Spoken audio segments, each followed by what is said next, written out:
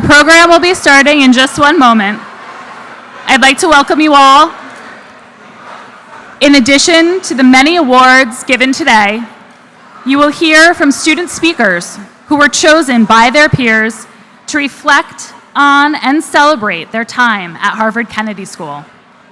In their speeches, they will share their own perspectives in their own words on this important day. Please join me in giving them and all of our presenters and award winners a warm welcome throughout today's celebration. And now, I turn the remainder of the Class of 2025 Awards program to your class marshals.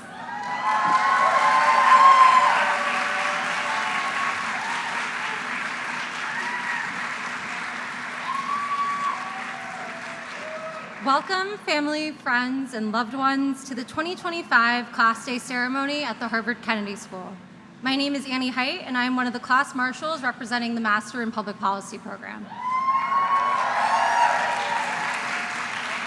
Today, as we honor faculty, staff, and students who have demonstrated a deep commitment to this community and to crafting solutions for real-world public problems, I would like to take this opportunity to acknowledge and thank all of the individuals who have helped this graduating class get to where they are today and for nurturing their commitment to public service. I would also like to extend a special thank you to my parents. I would not be on the stage today without their love, encouragement, and the example they have set for me. Thank you to everyone who has supported today's graduates as we ask what we can do. We are all here because we believe in the importance of good policy making. But the real magic of HKS is that we all have that special reason that drives us, our why. For me, that why is a passion for foreign policy and bridging cultural divides. I came to HKS from the world of political campaigns, hoping to learn about public policy and how I could make positive change for my country and for the world. While we have all learned how to write strong policy memos, the most important learning during our time here came from the diversity of experiences and perspectives of our peers.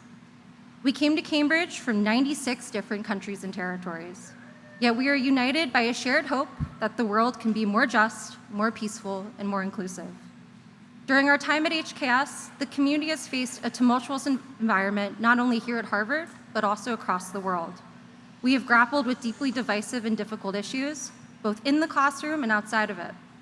Despite these challenges, I hope we all leave campus today believing that our skills, dedication, and leadership can help make the world a better place. Congratulations, class of 2025. I can't wait to see what you can do.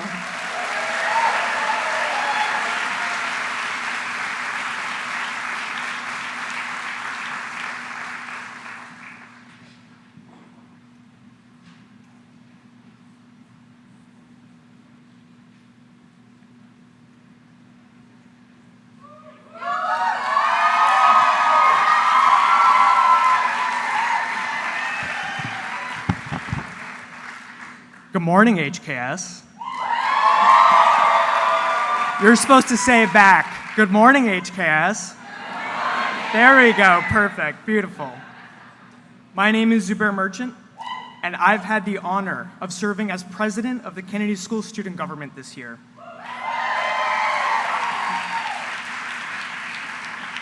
The federal government tried to prevent today from happening, but yet here we are.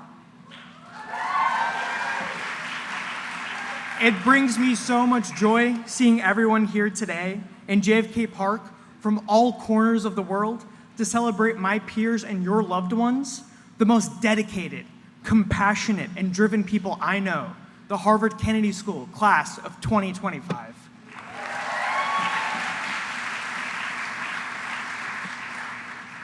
As Annie was saying, the first question that we're asked when we get here is, what's your why?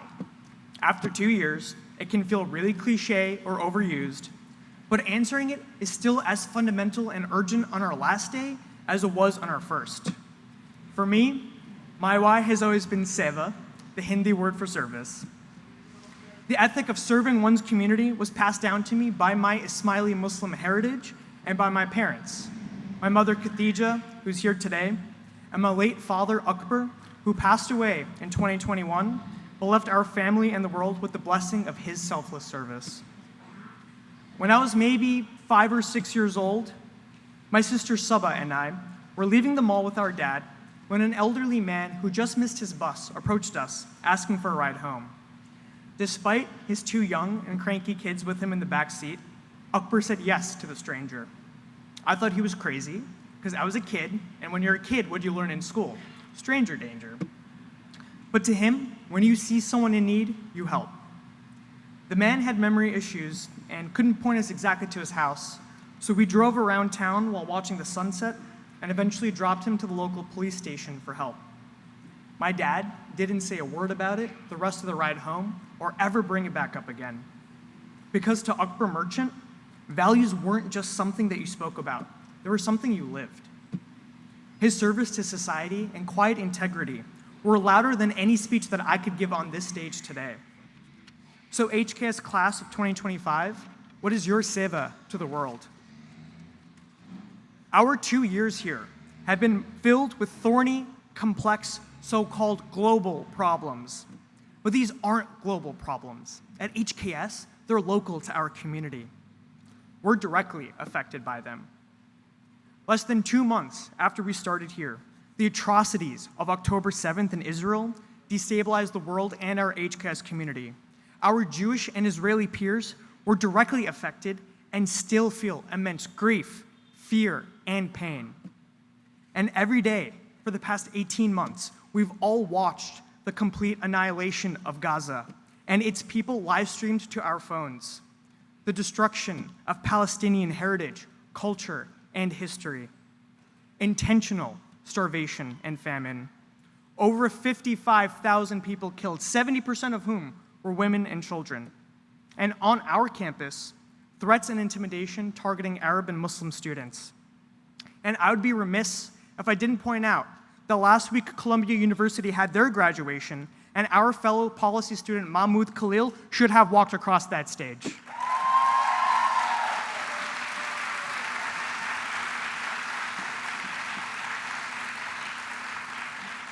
Ukraine remains under siege. Conflicts continue in Syria and Sudan, and tensions have escalated in my ancestral homes of India and Pakistan. Together, we must recommit to pluralism and peace, and to combating anti-Semitism, Islamophobia, and all forms of hate worldwide.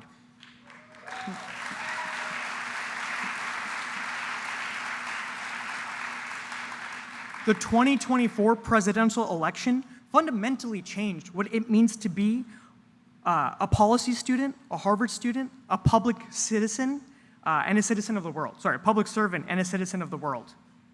This administration has continuously attacked our university, and their threat to revoke student visa sponsorship jeopardizes the very DNA of HKS, our diverse student body.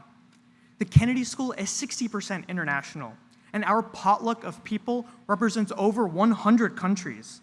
Our diversity is our strength. And it's the students who make Harvard great, not the other way around.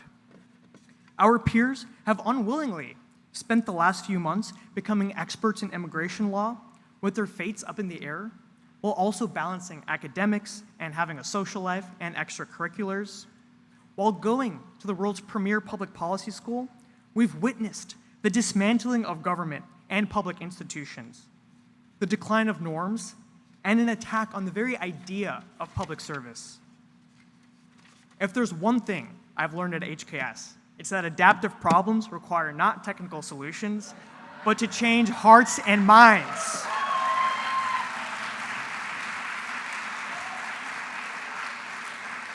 As public policy students, we have an obligation to confront these problems, educate ourselves, and to listen to other views, and above all, contribute to solving them.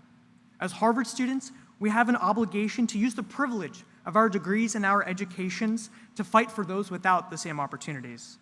As global citizens, we all in this room have an obligation to open doors and make space for people who are different than us, and to cultivate a society where everyone, regardless of color, culture, or creed, has a place.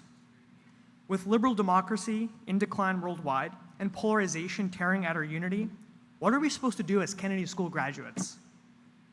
Dude, I have no idea. I'm 27 years old. How am I supposed to answer that? That's crazy. But I have one idea. We can build solidarity. I've always believed that the best part of HKS is the people. Although we've been privileged to learn from amazing professors and top experts, coursework could be learned online if needed. And while I love our speaker events in the John F. Kennedy Jr. Forum, they're also live streamed on YouTube. But what could never be replaced is the community that we have built here. The same community that steps up for one another at life's worst moments, but is there to celebrate you at life's best. The same community that will believe in you and support you even when it feels like the entire world is against you. HKS, as the world ebbs back and forth between order and disorder, injustice and inequality, we have a fundamental role to play as policymakers and future leaders to build solidarity, to make our communities and institutions stronger, and to ward off authoritarianism or fascism. When those who seek to divide us spew their hatred, we should come together tighter and recommit to pluralism and to peace. We must bring people together from all walks of life, build power around a shared vision for human prosperity, and use that power to enact the policy we studied here that we know will make the world a better place. That will be my seva after the Kennedy School. What will be yours? I want to thank my family for their undying support, the school for this great education, but most of all, I want to thank you, the class of 2025, for uplifting me, helping me find my voice, and creating a place that I could call home. Thank you so much, and congratulations, everyone.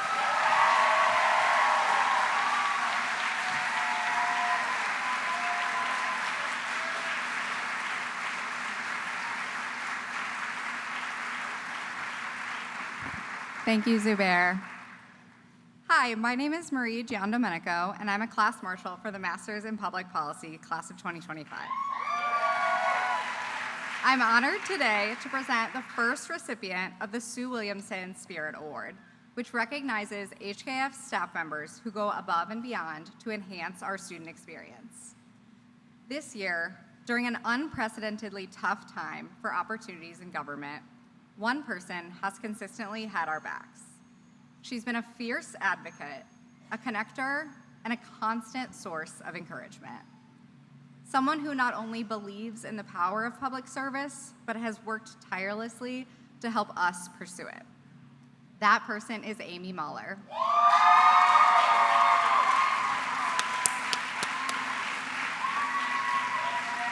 As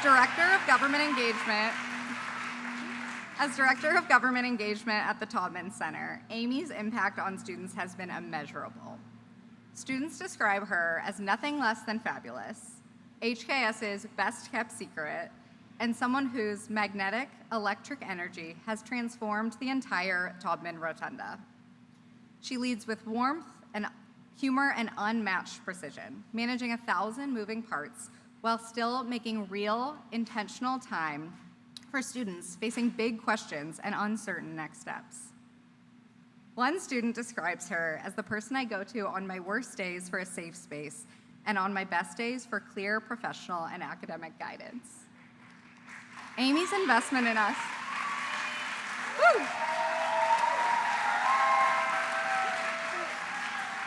I'll make this quick. Amy's investment in us has been deep and lasting, whether connecting us to jobs, helping us rethink our career paths, or simply opening our eyes to the vital work happening in states and cities across the country. And I can personally attest to this. Within 24 hours of meeting Amy, she had already connected me with the Boston Office of Early Childhood, where I eventually interned. And if you ask around this room, you'll hear dozens of stories just like mine, of Amy showing up, following through, and opening doors we didn't even know existed. Her unwavering support and boundless enthusiasm make her the embodiment of the Sue Williamson Spirit Award. And as another student perfectly put it, she doesn't need to ask what she can do, she just does it. Amy, thank you for believing in us, championing us, and showing us what public service really looks like. Congratulations.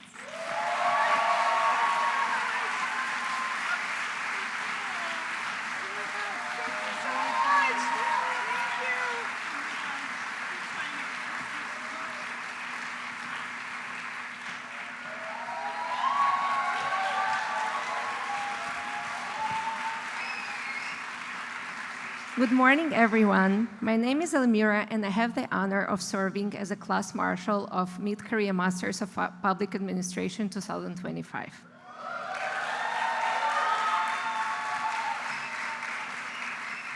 It's a privilege to talk today about someone who has quietly become heart of HKS community, Jose Ospina.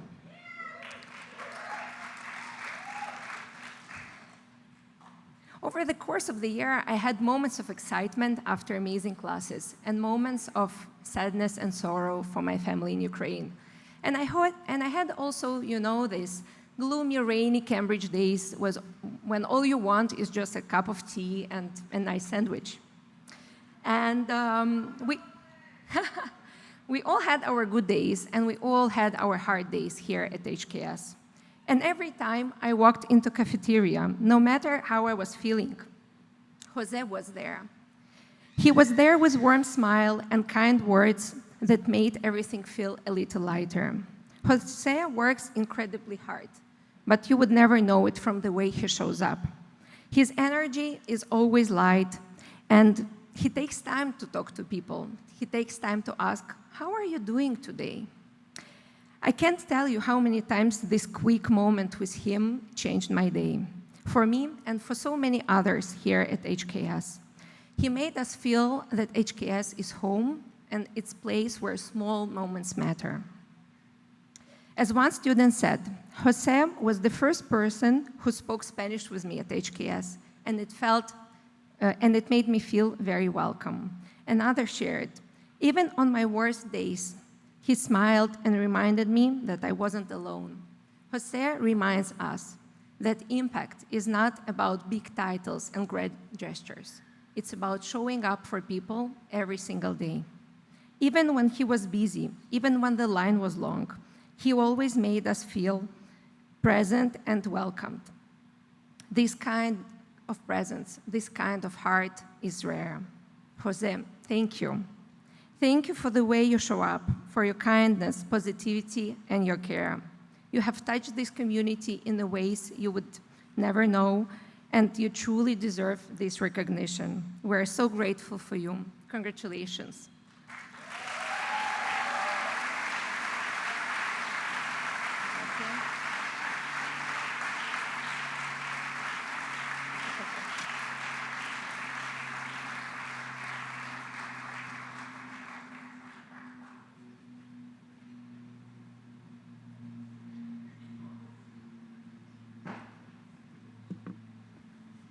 Hello, everyone.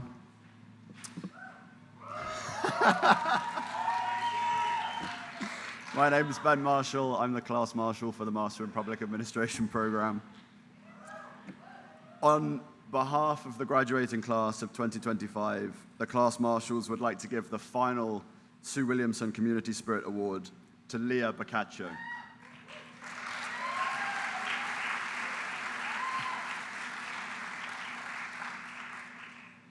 Leah is an advisor to international students and scholars at the Harvard International Office, and this award goes to her in recognition for all of the support she's given to international students throughout this challenging year. Leah has gone above and beyond in every aspect of her role, offering not only expert guidance, but also empathy, patience, and personal care. In a time of uncertainty and transition, she has been a steady and compassionate presence, ensuring that every student feels supported and understood. Leah can't make it here today. I think she's too busy working. So we've already given her her award in person, but she deserves to be celebrated for her unwavering dedication and profound impact on our community. This award is a heartfelt expression of our immense gratitude. Leah, thank you very much.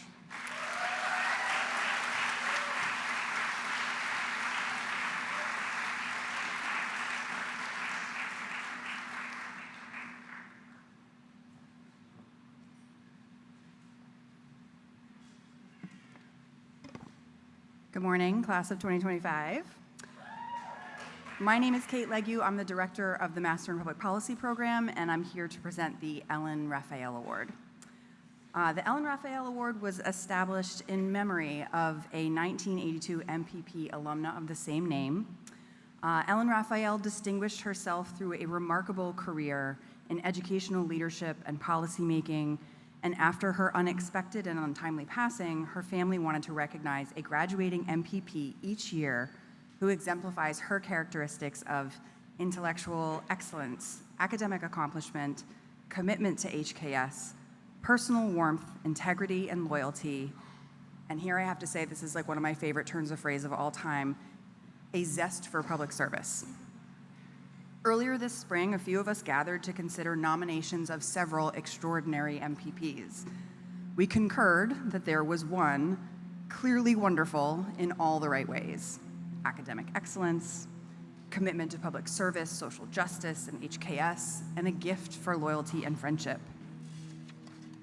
In short, an inspiring 2025 version of Ellen Raphael's legacy. This year's award winner was described by their peers as someone who, quote, leads with humility, empathy, and a fierce dedication to the public good. They have, quote, a rare talent for convening people across ideological lines, and is, quote, one of the most inspiring public servants I've ever encountered. Graduates and guests, please join me in welcoming to the stage the 2025 Ellen S. Raphael Award winner, Brendan Moore.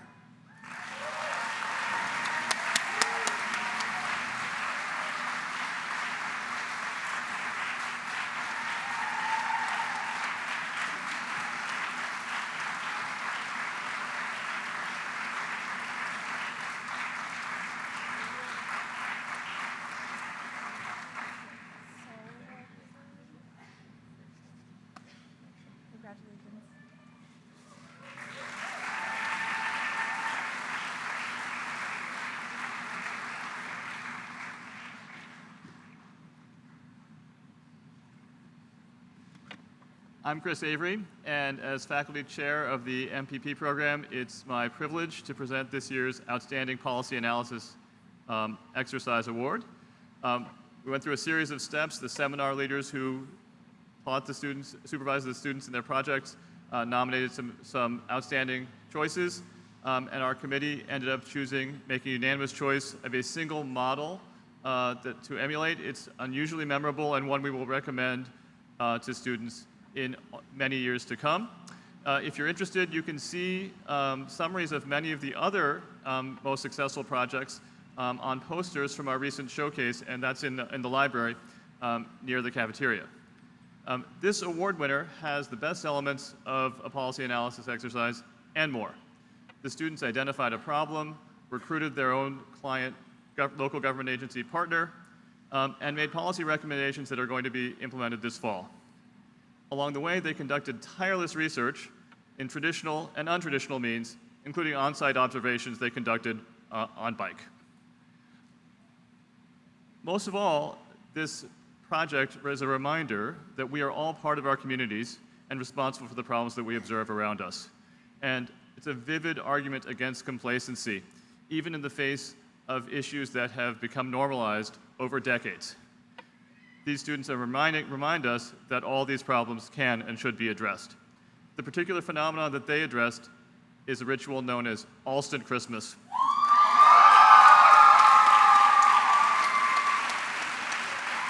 Each September 1st, inevitably one set of renters moves out and another moves in, leaving furniture, housewares, and many other items on the sidewalk for people to pick up, but mostly to be discarded. The students identified some straightforward, inexpensive policy responses, starting with changes to permitting, coordination between local government, local furniture stores and nonprofits, and a public relations campaign that are going to bring order to the chaos. And each year, those of us who still live in the area, every September 1st, will get to observe improved conditions and remember this year's winning projects and award winners, Nora Cahill and Naomi Carolyn.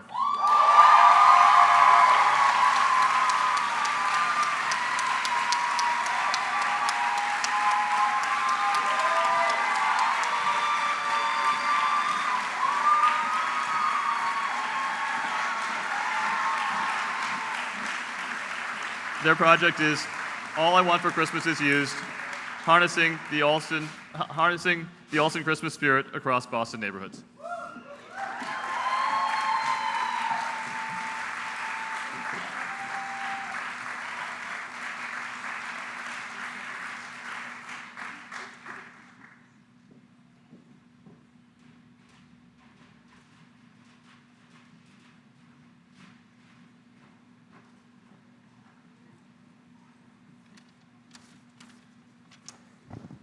Good morning, HKS. Good morning, HKS. I love this. I will do this every day now and then see what happens in different contexts. My name is Matthias Risse, and I'm the director of the Carl Ryan Center for Human Rights. The Carl Ryan Center is on that mysterious second floor of Rubenstein, locating or exiting from which has given quite a number of you, a sentiment of being trapped inside a Kafka novel or an Escher painting. And if you have no idea what I'm talking about now, then I hope that you too will find place for human rights in your hearts at some point. But joking aside, locations outside of HKS feel more bewildering now than anything HKS could possibly offer. Much of life does feel like a Kafka novel or an Escher painting right now. And those of you who graduate tomorrow have not only experienced a campus in pain, but countless efforts of dragging Harvard into larger conflicts. What is at stake today, and really quite literally today, is the future of Harvard as a profoundly American institution that nonetheless finds the essence of being such a profoundly American institution in an equally profound international orientation. Standing here and speaking with an unmistakably foreign accent, I, for one, am proud to be at and of this institution, and I count you among its graduates. Please give each other a round of applause for that.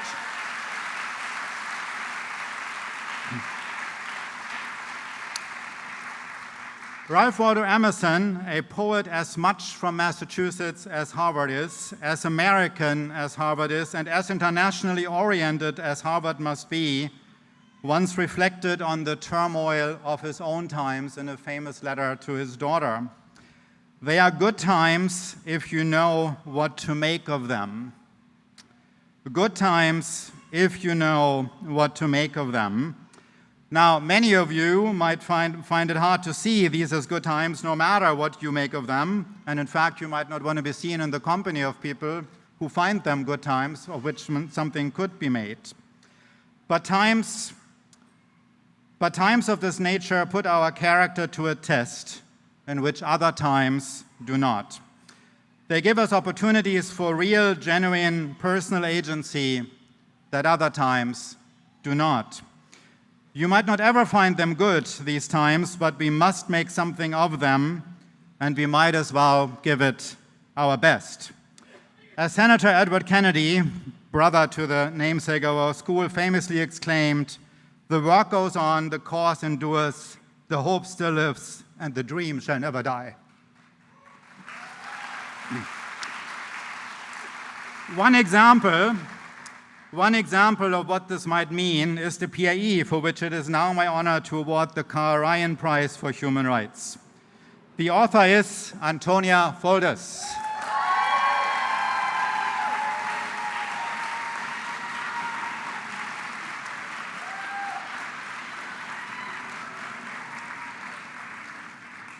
The title of her PAE is From Grand Bargain to Ground Realities, Localizing Humanitarian Aid in Ukraine.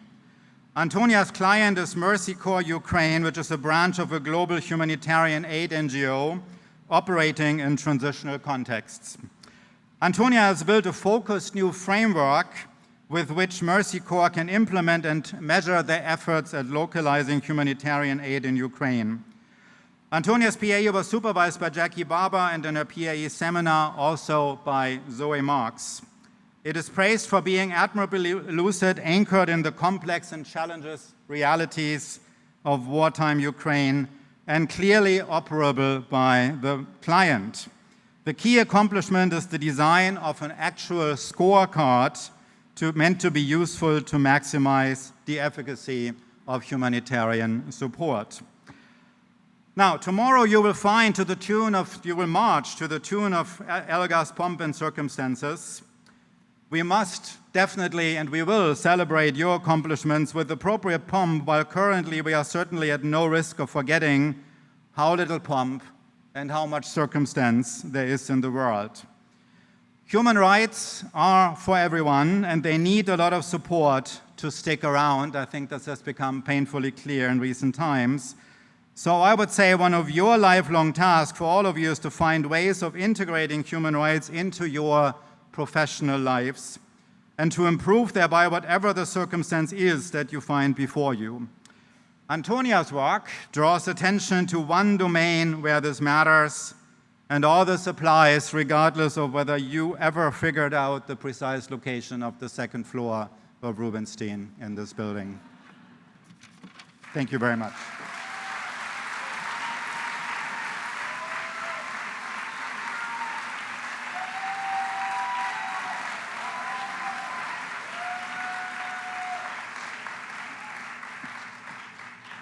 Good morning. Marie and I are thrilled to introduce today's MPP class speaker. I've had the pleasure of knowing Karen since our first day at HKS, and it came as no surprise that she would become a leader within our community. Karen came to HKS with a background in community organizing, and she has always been guided by her commitment to ensuring that her community thrives and that everyone has access to opportunity. Karen wears many hats. To name just a few, she is a member of the wonderful Delta cohort, the chair of the AAPI caucus, and an orientation leader. She embodies what this institution demands of each of its students: leadership, empathy, and a deep commitment to solving public problems. Karen truly embodies what HKS asks of us, but beyond that, she's helped make HKS feel like home. She even brought me to her actual hometown of Las Vegas this year when she led the unforgettable urban and rural trek. Despite her jam-packed schedule, Karen always makes time for others, checking in on friends, showing up to celebrate the tiny milestones, bringing flowers just because. We are so proud to introduce our class speaker, our friend, and someone who represents the very best of the MPP spirit. Please welcome to the stage, Karen Yap.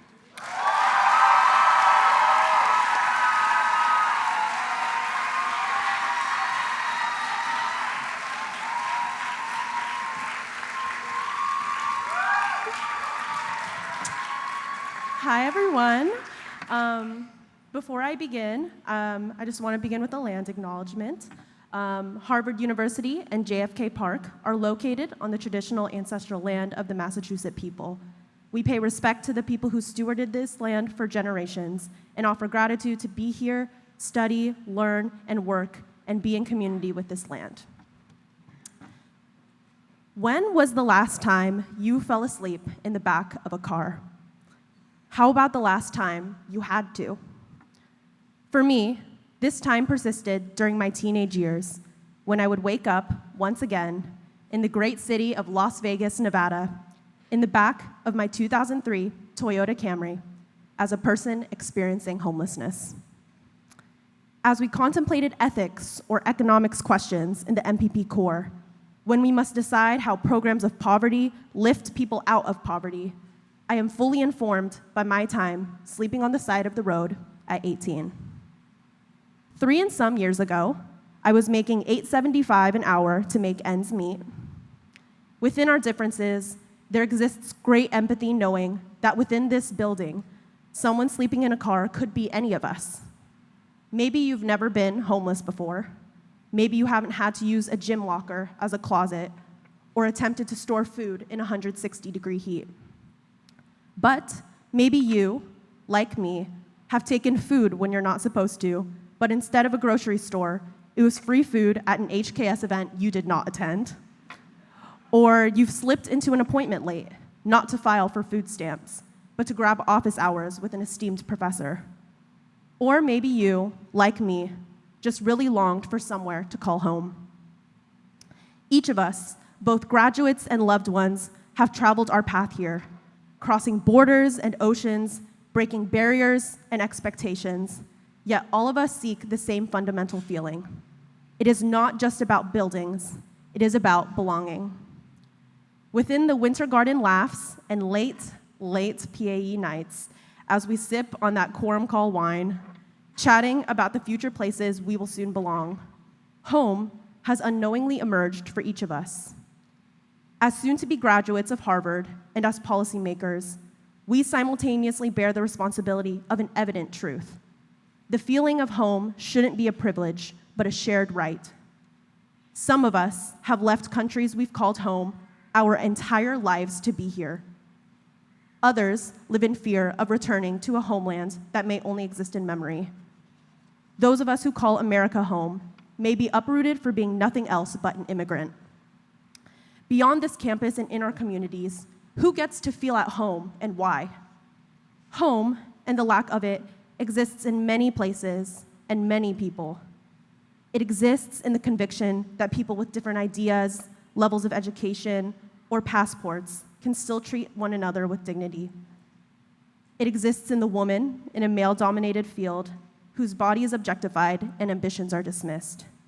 In the cashier earning that national minimum wage of $7.25, in the federal worker with 40 years of service who has been laid off, in HKS's 60% international students who will be told tomorrow whether or not they're welcome here. Who gets to feel at home transcends our own credentials and circumstances. It is in the young girl whose entire family and neighborhood is killed in the violent occupation and genocide of Palestine, along with 53,000 more Palestinians, with the bombs our US tax and Harvard tuition dollars fund. In the people of Sudan, Congo, and Hawaii, who are experiencing some of the most severe displacement crises of our time. In the Venezuelan man being wrongfully deported to a maximum security prison with no other crime than having a tattoo honoring Michael Jordan. In Jerry Chang, my professor from Las Vegas, and all other victims of school shootings in the United States. In the student whose family can't even get a visa to come to their child's graduation. In the 2 Filipino migrants who came to this country with $200 in their pocket and had to deliver their daughter in the back of a Nissan Altima. In the girl tucked into the back seat of that Camry. Home should be theirs as much as it is ours. For so many of us, the idea of home has never been just a place or a feeling, but a fight. A fight to exist, to be seen, to belong. The forces that make it unsafe for international students to study here are the same ones that have violently targeted and deported undocumented immigrants for generations.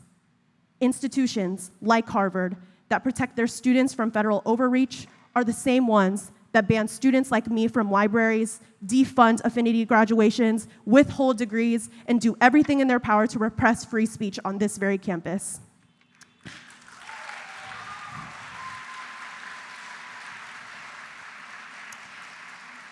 Who gets to feel at home and why is beginning to feel pretty arbitrary, controlled by those in power and complicit with power. And the painful reality is, it always was. We can't do it all at once, but today we can choose to say, we are done asking for permission to feel at home. We will go out into the world and we'll build it ourselves, right here in solidarity together. So, if a policy blocks belonging, break the lock. If the system deadbolts dignity, pick it. Lay the foundation for empathy beyond the confines of this campus, and remember to keep the door open after you. So now, I'll ask one more time. When was the last time you had to sleep in the back of a car? A refugee boat, a deportation plane, or just a dorm owned by a university that suspended you? And if you've never had to, what are you willing to do about it? What will you risk for what is just? So, to the class of 2025, let's get people home. Thank you, and congratulations.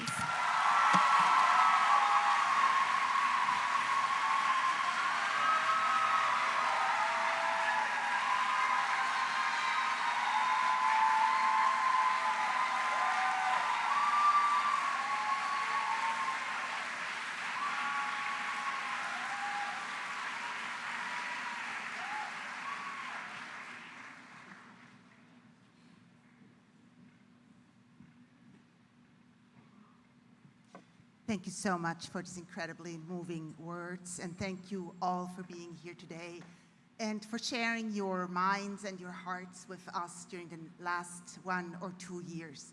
Thank you also to you, the parents and the families and friends who supported you during that time, and to all of you for the support that you have given each other during times of enormous adversity and to this institution. My name is Iris Bonnet. I am a professor here at the school and the co-director of the Women in Public Policy program, and I have the pleasure to present to you 3 awards today.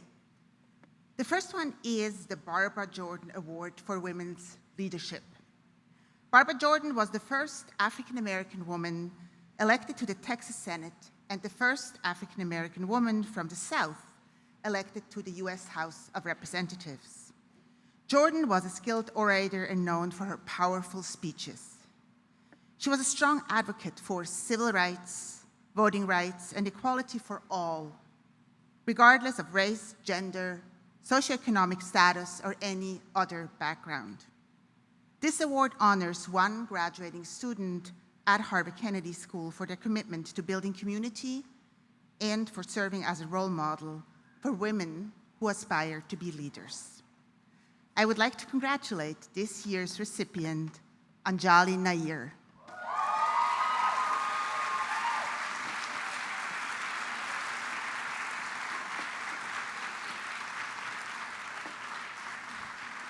During her 2 years at HKS, Anjali has worked to create opportunities to encourage women and help them thrive at our institution.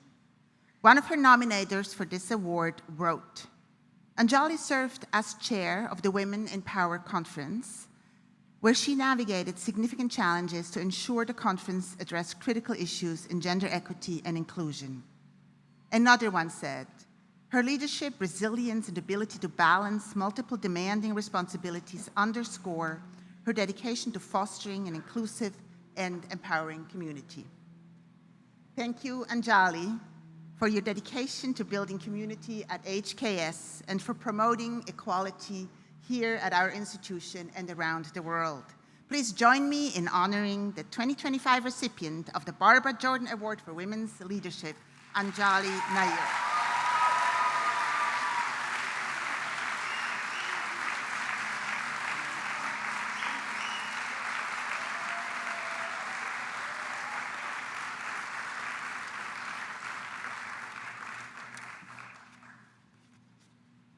Each year, the Women in Public Policy program honors a student for the best research paper with an analysis of an organization or topic focused on gender and public policy or gender and public management.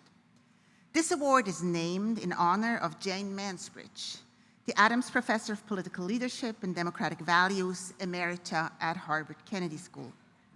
Professor Mansbridge is the founding faculty chair of the Women in Public Policy program and has been instrumental in fostering, conducting, and promoting gender-focused research on our campus. This year, our selection committee was impressed by the breadth of important research that has taken place at HKS during the past year. I'm very pleased to award the Jane Mansbridge Research Award to Valeria Durango and Eleanor Furtado for their SIPA.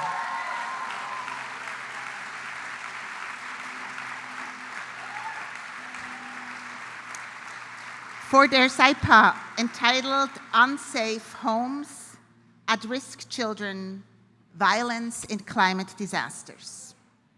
The SIPA examines the intersection of gender-based violence and climate change in Peru. It is one of so many countries that faces high intimate partner violence and climate-related shocks such as El Niño. In partnership with Save the Children, Eleanor and Valeria developed concrete policy recommendations aimed at integrating child-focused gender-based violence responses during climate disasters. Valeria and Eleanor exemplify the mission of this award, not only through their scholarly contributions, but also through their commitment to policy, impact, and gender equity. Please join me in honoring the 2025 recipients of the Jane Mansbridge Research Award, Valeria and Eleanor.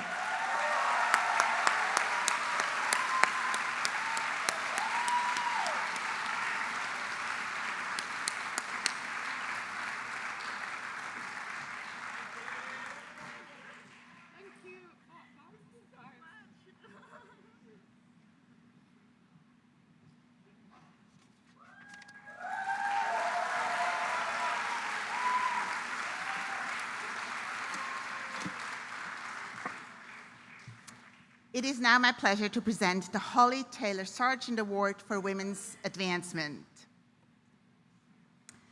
The award was established in 2005 by former Dean of the Kennedy School, the late Joseph S. Nye Jr. and his wife, Molly Nye, to honor a student's contribution to the advancement of women in the Kennedy School and in the world. This award is given in recognition of Holly Taylor Sargent, former Senior Associate Dean for Advancement and Senior Director for University Women's Initiatives, a leader whose contributions to the advancement of women have made a lasting impression at the Kennedy School and across the world. I would like to congratulate this year's recipient, Beatriz Della Costa.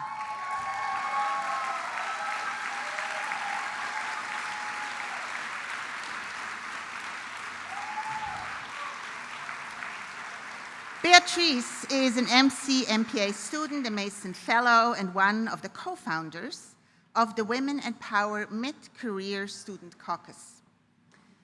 One of her nominators wrote, "Through her vision and leadership, Beatrice has built more than a student group. She has created a strong and inspirational community where women from all backgrounds can find belonging, inspiration, and strength." Before joining HKS, Beatrice has helped train more than 500 women to run for public office.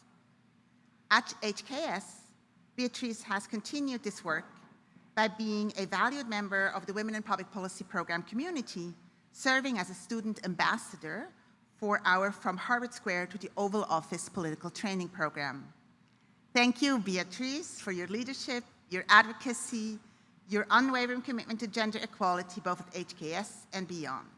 Please join me in honoring the 2025 recipient of the Holly Taylor Sargent Award for Women's Advancement, Beatriz Della Costa.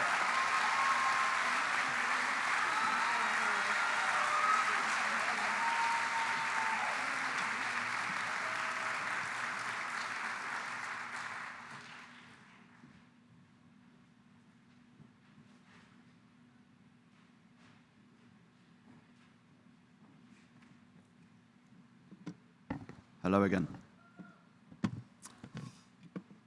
I'm genuinely so excited to introduce you to the speaker from the MPA class of 2025. A lot of the decisions that we've made in the last 2 years have been decisions of the head. But for me, applying to HKS was really a decision of the heart. I decided that I needed to be around and ideally to be like some of the people who are sitting in this crowd today.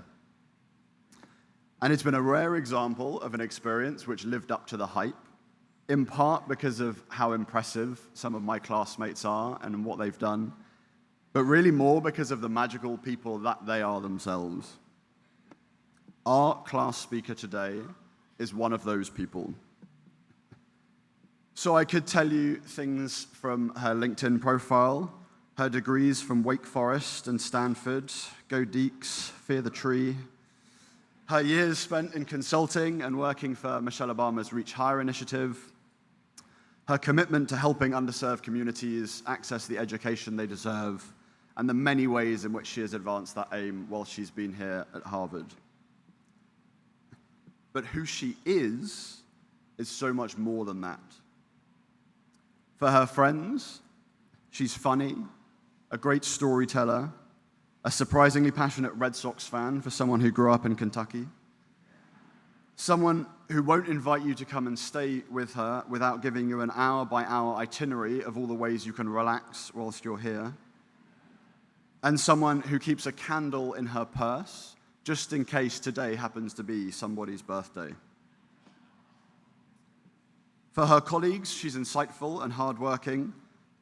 For a small group of you, she's your sister, your daughter, your granddaughter. For me, she's a lot of these things, and also more than I could say if I gave all of the speeches that you'll hear from the stage this afternoon.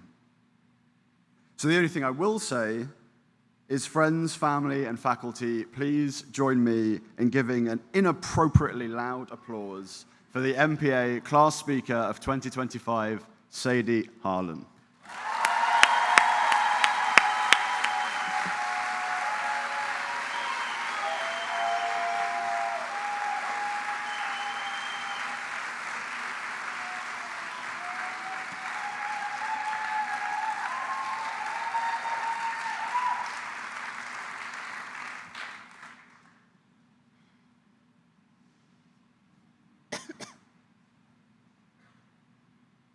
the last 2 years, I have had a standing invitation to the most exclusive dinner in Cambridge.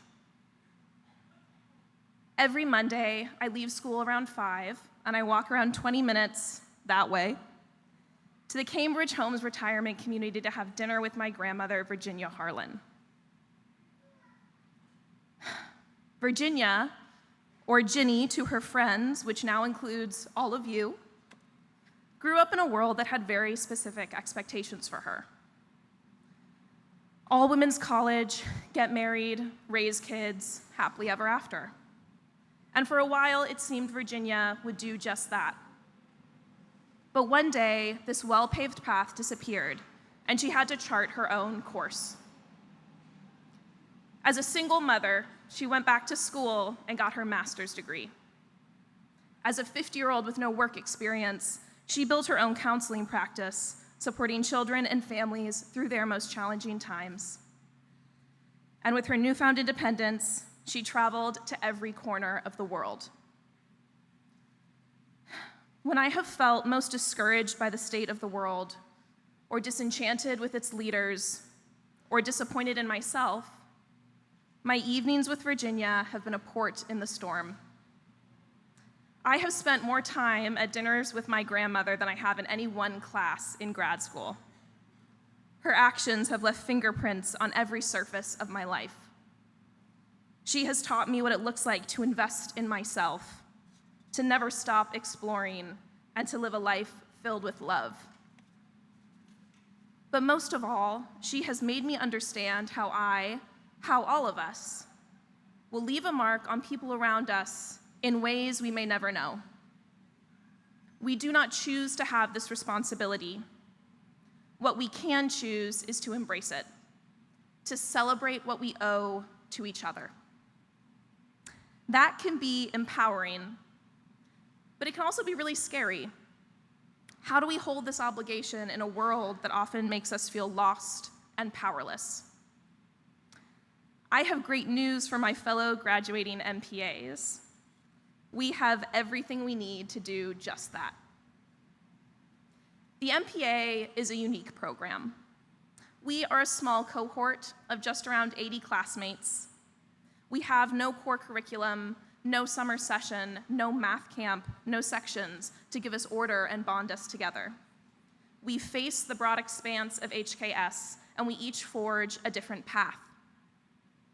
Half of us are dual degree students and spend another semester at a different university, shrinking our size even more. I mean, when we first came to the Kennedy School, there were rumors circulating that the administration wanted to shut our program down. No clear path, constant change, existential threats. Sounds a bit like the world we're graduating into. And yet, through all that, I look at my MPA class, and I see one of the strongest communities I have ever had a privilege of belonging to. How did we do it? I think the answer to that question has a lot to do with what we decided we owed to each other, how we embraced the power we had over one another's experience. We prioritized knowing each other. We celebrated the unique path that each of us forged. We spent a lot of time at Felipe's. We knew that if there was one thing that tied this program together, it was the people around us. That is the education we received. A shared responsibility, not as a nebulous value, but as a daily practice. Now, it is time to take that lesson into the world. A world that looks very different than what we expected when we came to the Kennedy School. A world where every day, we are met with a deluge of reasons why we should stay in our lane, close ranks, and look out for our own. In spite of, or maybe even because of that, we are responsible for living in a way that acknowledges what we owe other people. People outside our parish, people who don't look like us, people who disagree with us, people who we will never meet. Our actions rhyme. What we do today will show up in 10, 50, or 100 years' time. We may never know the consequences. Or someday, we may be lucky enough to sit across the table from a student at this school and see in their eyes a life we made better because of the choices we made. I have no policy mandate for you, no grand call to action. I only ask that you try to embrace what you owe to the people around you. And so, in that spirit, to the school that brought us all here, to the people in it who have taught me so much, to my grandmother on whose very capable shoulders I stand today, and to the MPA class of 2025, for 2 years of friendship, for the many years still to come, and for the honor of being your class speaker, I owe all of you an enormous thank you.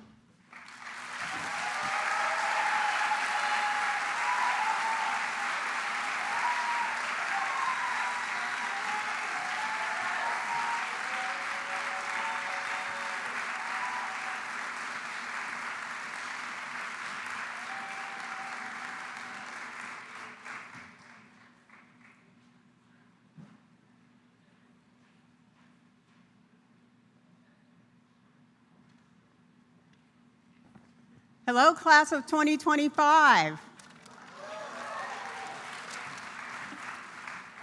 My name is Robin Chapman. I'm the Associate Dean for Diversity, Inclusion, and Belonging here at the Kennedy School. Whoops.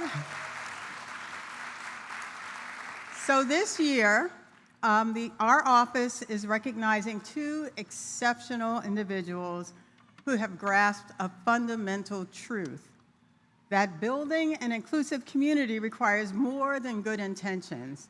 It demands action, creativity, and sustained effort. Here at HKS, diversity, inclusion, and belonging are not only ideals that we aspire to, but they're principles we must actively cultivate through meaningful and often challenging engagement with one another. And these particular HKS students have demonstrated exactly this kind of engagement. I would like to ask up Emma Stone and Karen Yap.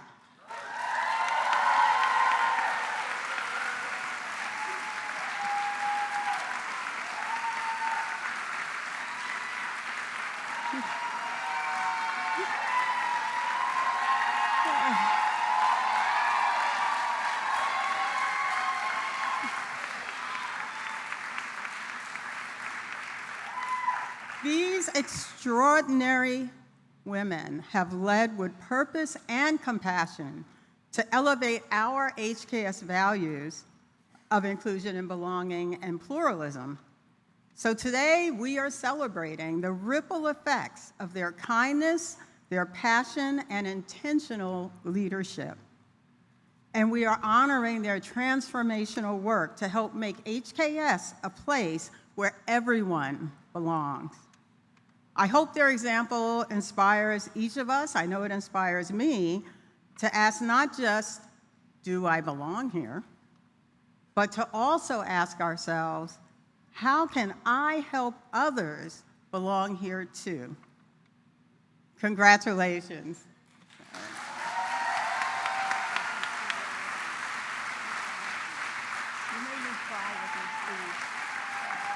Thank you.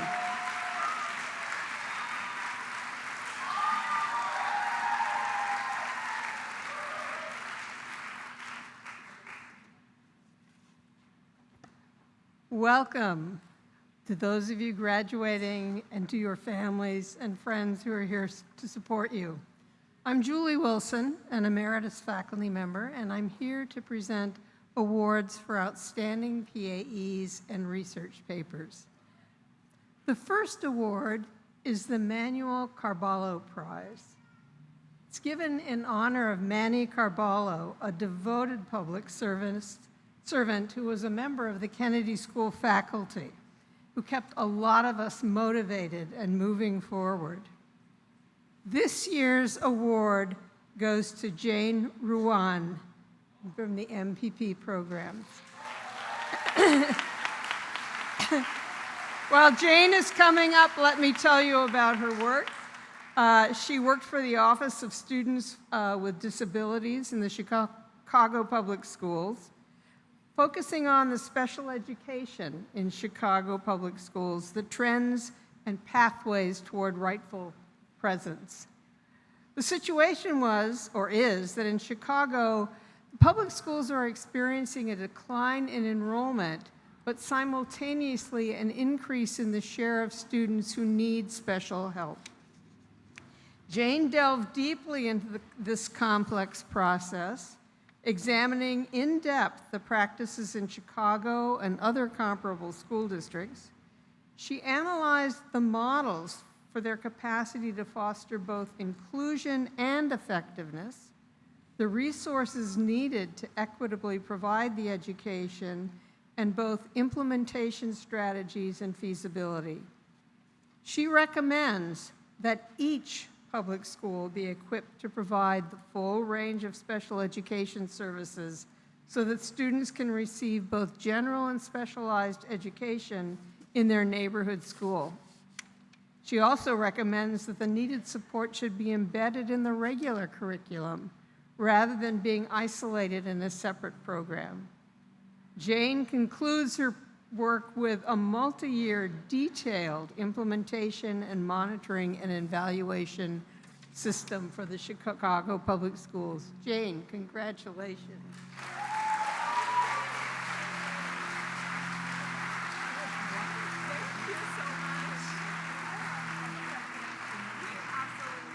Okay. The Frederick Fisher Memorial Prize. Frederick Fisher was a devoted public servant, a graduate of the MPP program who died far too early in his career. This year's award goes to Melissa Hernandez Jasso. Is Melissa here? Melissa is a PhD student in the sociology department, and she focused on immigrants from Mexico to Boston. She recognized that the image of migrants coming north is of less educated adults heading north for work and for greater opportunities. But she also recognized that there are many more highly educated immigrants, often those with graduate or professional degrees, who are coming north, and chose to compare their experiences to those of, feel free to come up, of the less educated migrants.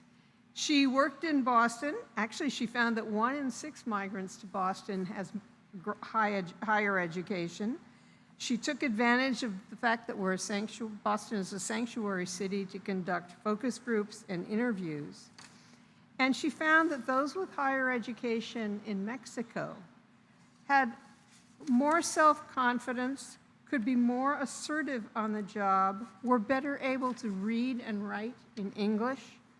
They had greater skills at assessing and managing their relationships with managers, and felt more entitled to make claims that in the end improved their job opportunities and their roles in their employer organizations. They also had a greater capacity to care for their families in the United States and those they had left in Mexico. On the other hand, they also felt more guilt, feeling that perhaps they could have come not as illegal migrants, but in a more legal way. Congratulations on your wonderful work. This is great. Is this going to be a dissertation? I loved it. Yeah, that was very good.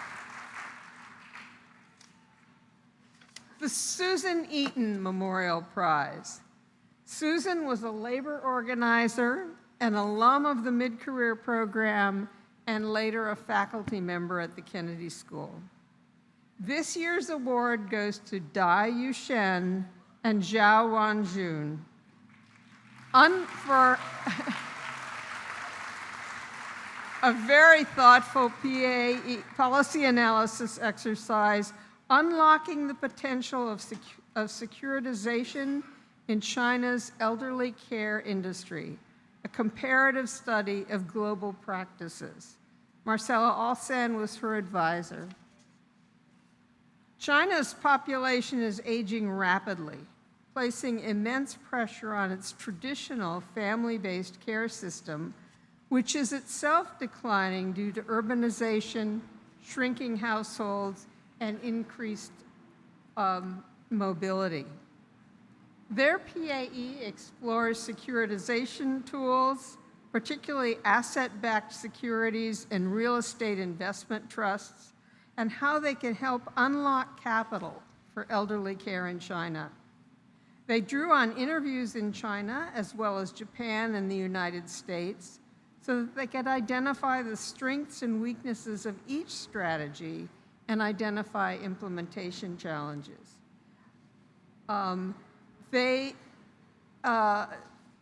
not going to go through all of the details of what they found, but they recommend that over the short term, China should standardize care service contracts and expand tax credits for real estate investment trusts.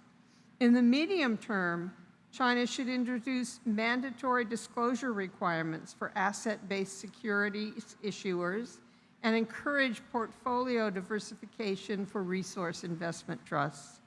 And over the long term, China should establish a standardized asset warehouse and expand real estate investment trusts to include broader healthcare infrastructure in order to more effectively channel private investment.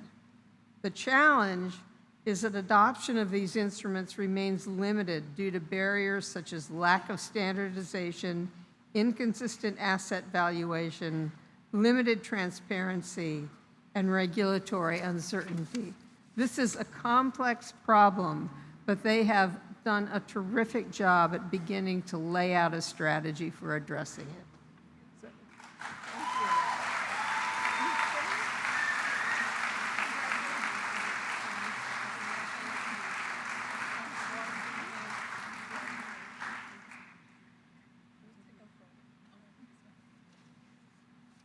And finally, the William Julius Wilson Research Award. Bill Wilson, a member of the Kennedy School faculty, is a scholar of urban issues, particularly the challenges faced by Black residents in the United States. This year's award goes to Emily Concalves and Karen Royce Marcigan-Yap.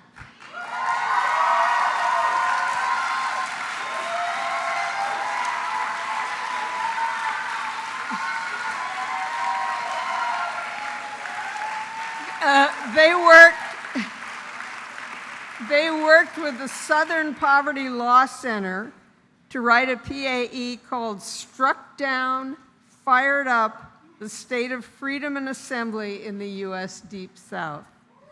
Their advisor was Elizabeth McKenna. They point out that as a whole, the United States as a nation ranks well compared to other countries on freedom of assembly. But within the U.S., there is wide variation in challenges to free assembly in some states. Emily and Karen looked closely at 5 southern states: Louisiana, Mississippi, Alabama, Georgia, and Florida, to assess their compliance with international human rights standards on regulating peaceful protest, as well as the state of anti-protest legislation and state-sanctioned violence during protest activities. They looked at state legislation and data on protest action, and in addition, they conducted interviews with experts and organizers. What did they find? Overall, they found that there were fewer protests in these 5 southern states, but more suppression of those that did occur. At the same time, they found that these states ranked among the highest of all states for the amount of anti-protest legislation passed, which often leads to higher arrest rates at protests when they do occur. They also found that nearly all arrests occurred at left-wing protests, with only 2.5% occurring at right-wing protests. This leads to overcriminalization of left-wing protesters. They recommend that their client publicize these data and begin building state coalitions to address this. Other groups can then begin to join them in publicly raising the issues and developing strategies for addressing it. They also recommend that their client expand its focus on democracy beyond voting rights to include freedom of assembly and human rights language. Finally, they recommend that their client partner with peer advocacy organizations on the ground to develop a Know Your Rights campaign. Congratulations.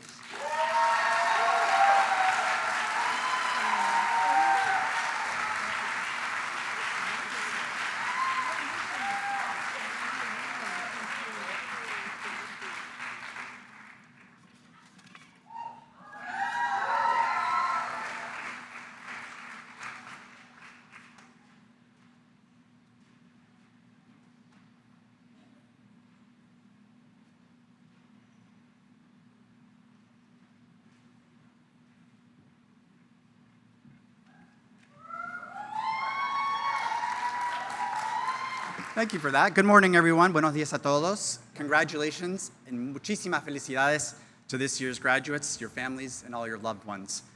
My name is Raphael Carbonell. I'm the Executive Director at the Taubman Center for State and Local Government. I'm also an adjunct lecturer of public policy here at the Kennedy School. At the Taubman Center, we believe passionately in supporting current and future public sector leaders and improving the governance of states, counties, and cities here in the United States. Now more than ever, this work is crucial as the federal government devolves additional powers to the states, as federal stimulus dollars sunset, and as additional federal funding is severed. States, counties, and cities are being asked to do much more with much less. At the Taubman Center, we believe this is a tremendous opportunity and a call to action for HKS students to bring their skills and their service to state and local government. It's one of the reasons we focus so much on providing students with experiential learning opportunities to serve state and local government while at HKS. Our director, Professor Jeff Liebman, likes to say, we believe that if we can just get our students a taste of what it's like to serve in state and local government, they'll be hooked for life. Students thrive on the opportunity to learn by doing and to help tackle state and local government challenges. This includes serving newly elected governors, county executives, and mayors during our transition term program, engaging with practitioners in our economic development seminar, or helping state and local governments develop policy solutions through their policy analysis exercise. Today, we get to celebrate that last bucket as I have the great pleasure and privilege of announcing this year's Taubman Urban Prize. The Taubman Urban Prize recognizes achievement in a paper that addresses domestic urban issues in the United States and is open to Harvard Kennedy School students who have prepared an original policy analysis exercise, AKA the PAE. Awards are based on the ability of the author or authors to clearly define a particular issue facing state and local government and to propose actionable steps to alleviating or resolving the problem. As is usually the case, we received some phenomenal submissions from graduating MPP students, and I want to thank and congratulate all of you. On behalf of our director, Professor Jeff Liebman, and our entire Taubman team, many of whom are here today, this year's Taubman Urban Prize goes to, and I need you all to sing it with me.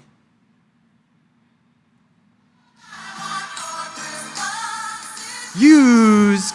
All I want for Christmas is used. Harnessing the Alston Christmas spirit across Boston's neighborhoods. That's Nora Cahill and Naomi Carolyn. Their client was the City of Boston's Office of New Urban Mechanics, which is the city's innovation team, and their advisor was Catherine Carlson, the fabulous executive director of the Rappaport Institute for Greater Boston. Catherine is also here with us today. In case you were not paying attention during Professor Avery's rendition of an overview of their PAE, here are a couple key overview points. Roughly 70% of Boston's residents start their leases on September 1st, roughly 70%. This leads to a spike in moving activity when residents often curb unwanted furniture for passerbys or the city's public works department to pick it up. Now, many stakeholders believe that this phenomena is closed, sustainable, and equitable as part of a circular economy. And their PAE shows that none of these assumptions are in fact true. Boston's large migrant and unhoused populations face significant challenges furnishing their homes, which is exacerbated by the cost of extremely high rents. Nora and Naomi's PAE evaluates and provides recommendations on how the city can design a pilot to make the move-out furniture economy more equitable and sustainable. They even included an implementation plan, and the city may in fact be using it for a potential pilot they may be launching later this summer and for the next Alston Christmas. As this year's Taubman Urban Prize winners, and Nora and Naomi will also receive an award of $500 each, and whether or not they use it for furniture is entirely up to them. Congratulations to Nora and Naomi.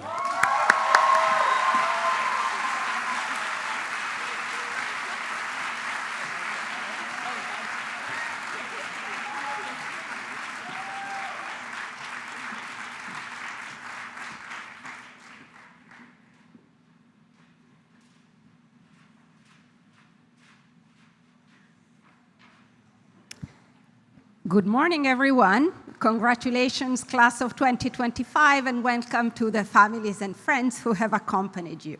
My name is Eliana La Ferrara, and I'm the faculty co-chair of the Master in Public Administration and International Development program.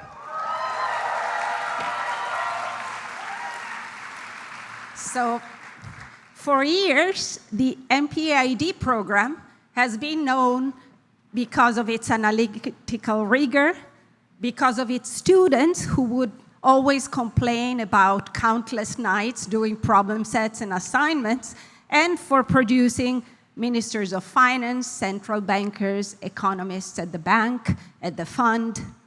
These days, you hear about the MPAID for a different reason, because almost 90% of its students are international students.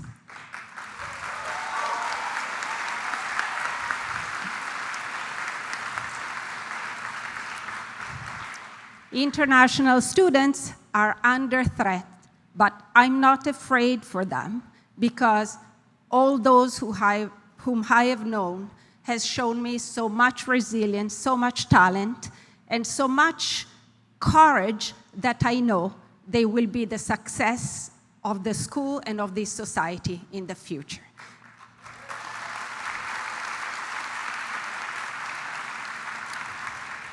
So, having said this, it is my pleasure to proceed and present several awards to MPAID students, starting with the Second Year Policy Analysis Awards. The Second Year Policy Analysis is an important part of the MPAID program, a capstone project in which students choose a real-world policy problem to address through a final paper. This year, 3 SIPAs were selected to win the Outstanding Second Year Policy Analysis Award. The first winners are Katie Chen and Vaiba Parikh.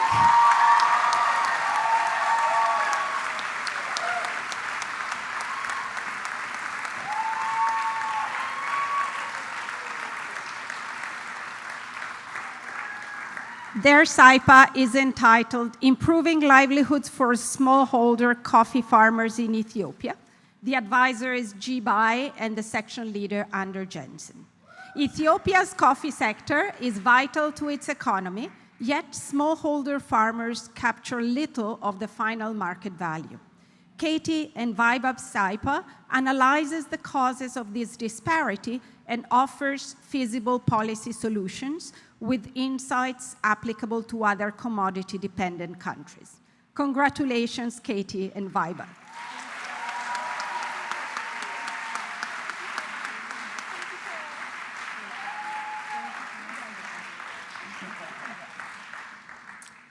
The second Outstanding SIPA award goes to Reni Windari and Ier Nuseto.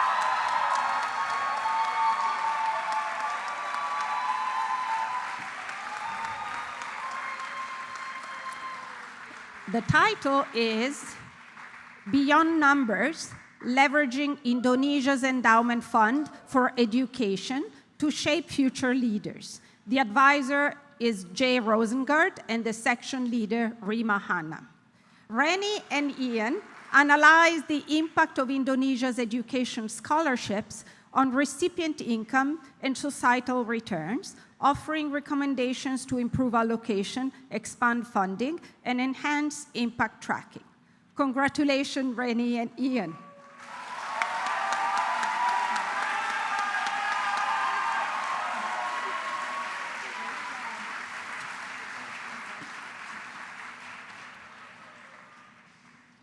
The third Outstanding SAIPA Award was written by Luzine Torojian.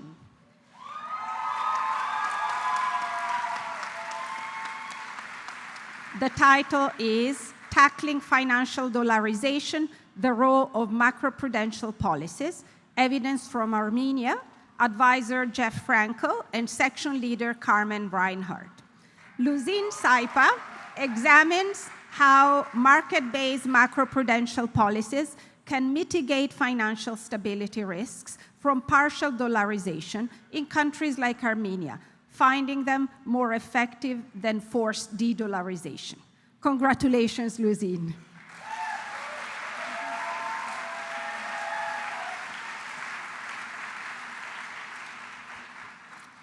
We now proceed with the Raymond Vernon Award.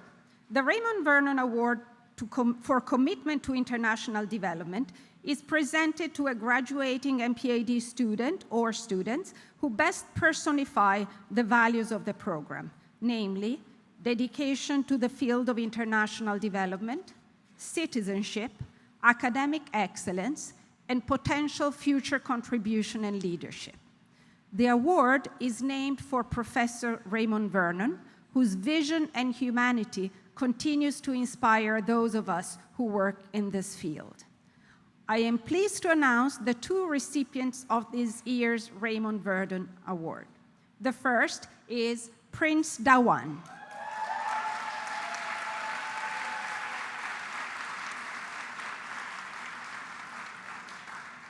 Prince came to the MPAID program with several years of work experience as an officer in the Indian Administrative Service. His most recent post was as Special Secretary Information Technology for the City of Delhi. His peer nominators wrote, Prince exemplifies the spirit of public service and leadership that the Raymond Vernon Award seeks to honor. His warmth, humility, and humanity are evident to all who have worked with him. He is always available to support friends and others in the program and consistently offers help both personally and professionally to anyone who asks. Congratulations, Prince.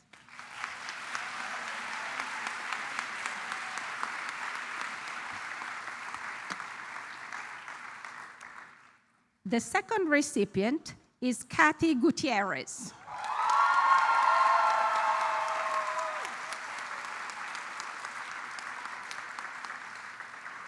Before coming to HKS, Kathy worked as a consultant at Delivery Associates in her home country of Peru, where she also had experience working at the Ministry of Economy and Finance.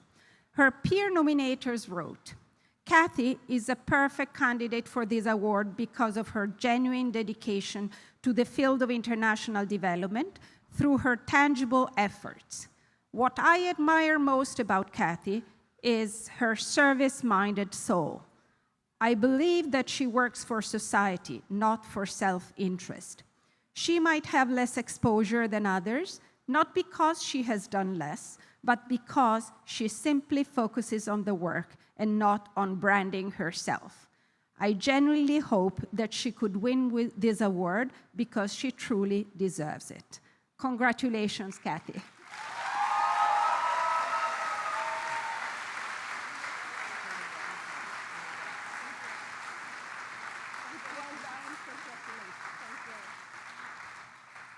And this is all for the MPAID.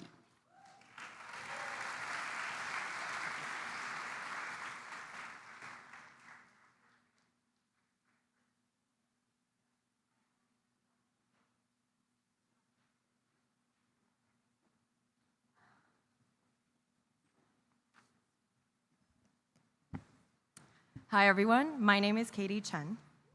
My name is Vaibhav Parekh, and we are the class marshals for the MPAID class of 2025.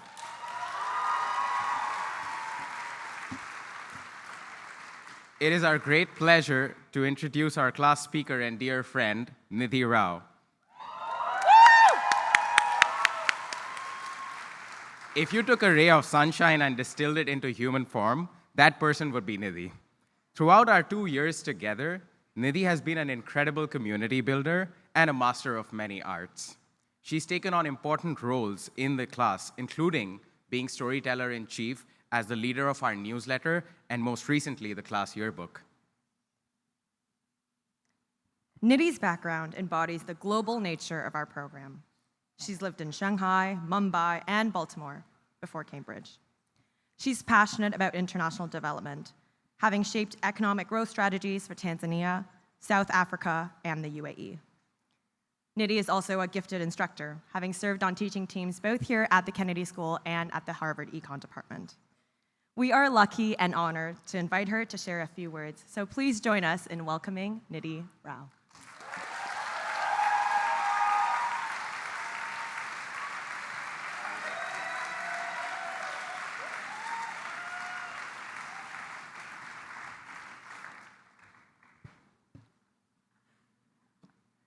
Good morning to our beloved family, friends, and the incredible class of 2025. I stand before you as a proud member of our MPAID cohort, grateful and deeply humbled to be graduating alongside my brilliant and kind classmates. As I began writing this speech, I kept coming back to one question. When did I know that this was the right program choice for me? Now, as our statistics professor, Dan Levy, constantly reminds us, we may never know our counterfactual reality, but I believe I did know my moment where I simply knew. It was about 1 month into the program, Deb, our math camp instructor, just had let go of our hands after 3 weeks of intense Lagrangians and calculus. I had some travel plans booked, months before grad school even started, but with each homework assignment feeling like a mini Mount Everest, I seriously considered just canceling my plans just to sit and work on this homework assignment. But still, I went, and in the middle of that trip, I got a text message from my dear friend and classmate, Niharika, which read, "Hey, I have not started the microeconomics homework, and I will not start till you come back. I will wait for you." That one line said it all. I wasn't alone. When I got back that Friday, I ran into 2 other classmates, Fernando and Hao Cheng, and none of them had started the homework either. So we headed over to a study lounge, hoping to do a little small study group session, and actually we found 30 more classmates, all in the same boat, who hadn't started, very lost, but very much in it together.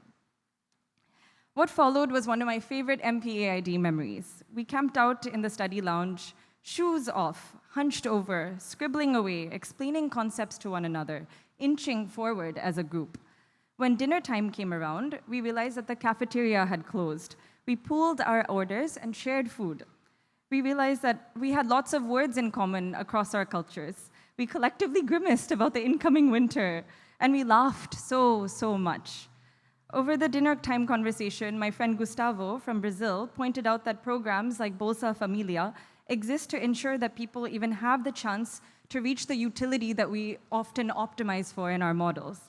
Another friend, Alexa, reminded me that behind every elegant equation lies the messiness of real-world data, something that she knew very well from working with big data sets.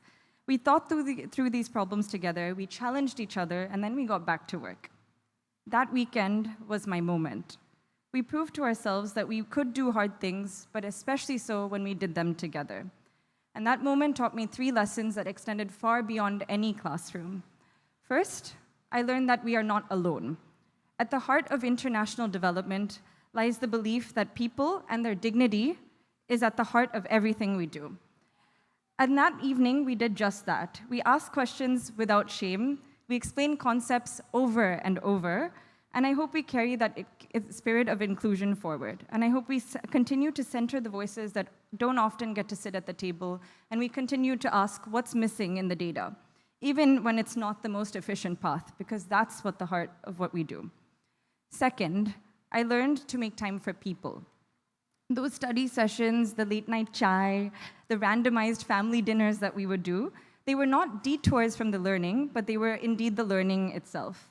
In between equations and policy models, we built something extremely deep, a community.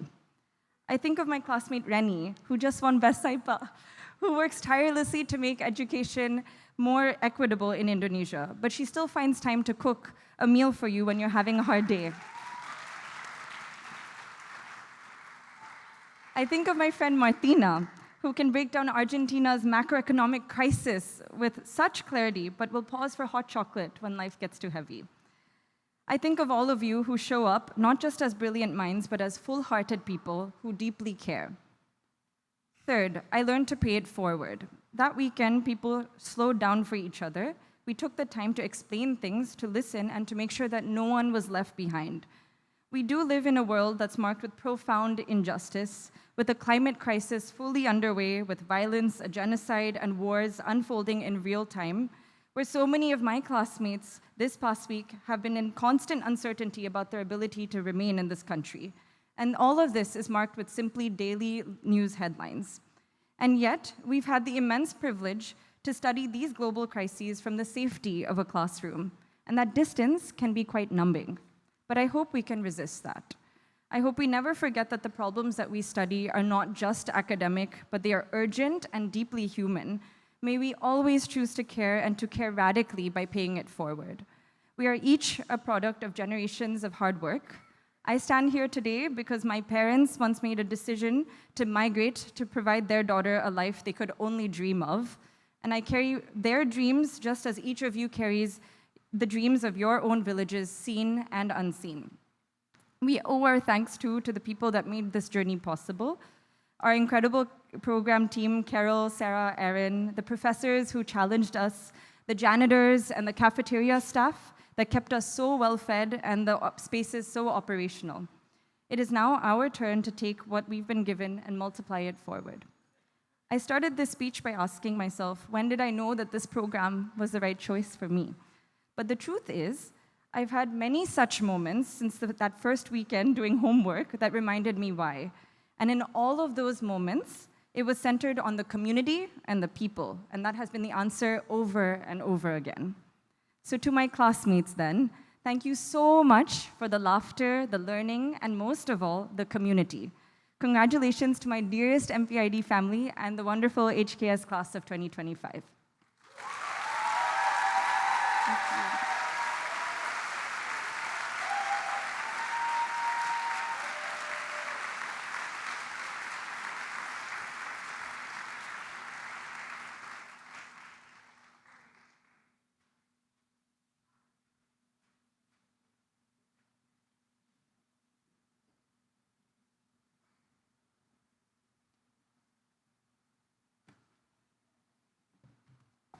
Hello, good morning. Oh, I don't need to say it two times, thank you. Very nice to be here today. My name is Littower, and I'm extremely proud to be part of the MCMPA program of year 2025. Please, guys.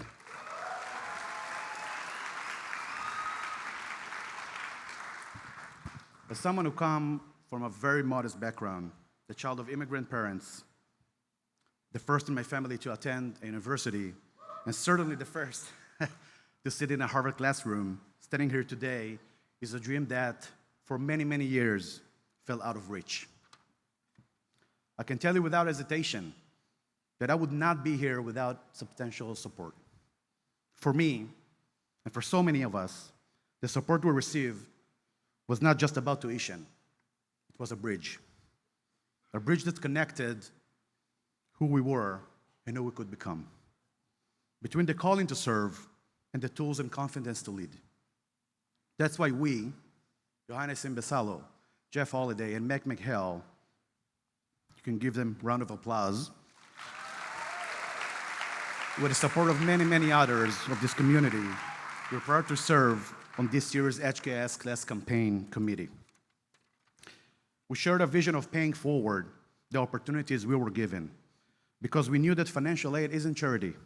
It's an investment in the next generation of public leaders the world around us so urgently needs. The Kennedy School has given us more than knowledge. It's given us the courage to take responsibility in difficult times, the humility to listen and learn from one another across many divisions, and an extraordinary community on every corner of the globe, united by the mission to be better and serve the public good. So today, on behalf of my fellow committee members and the entire HKS Class of 2025, I want to say thank you to our professors who challenged and inspired us, to our peers who redefined leadership in countless ways, to our academic advisors and staff who believed in us even when we doubted ourselves. Dean Weinstein, Senior Associate, Dean Isaacson, Emma, Kesley, Ariadne, Jessica, and so many others, you are all the change makers that make this dream reality for so many of us. Thank you.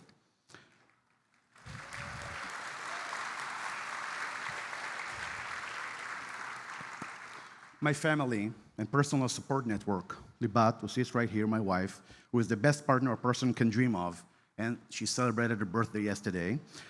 My beautiful kids, thank you. Yuval, Mika, and Ron, the dear Seth and Jen Stier, your love, your sacrifices, and your unwavering support are behind every step I've taken. We have all benefited from the generosity of those who came before us.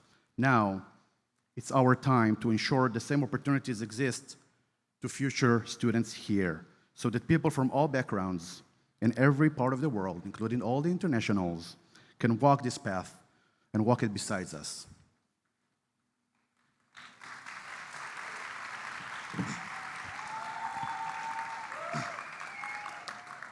Thank you, Omri.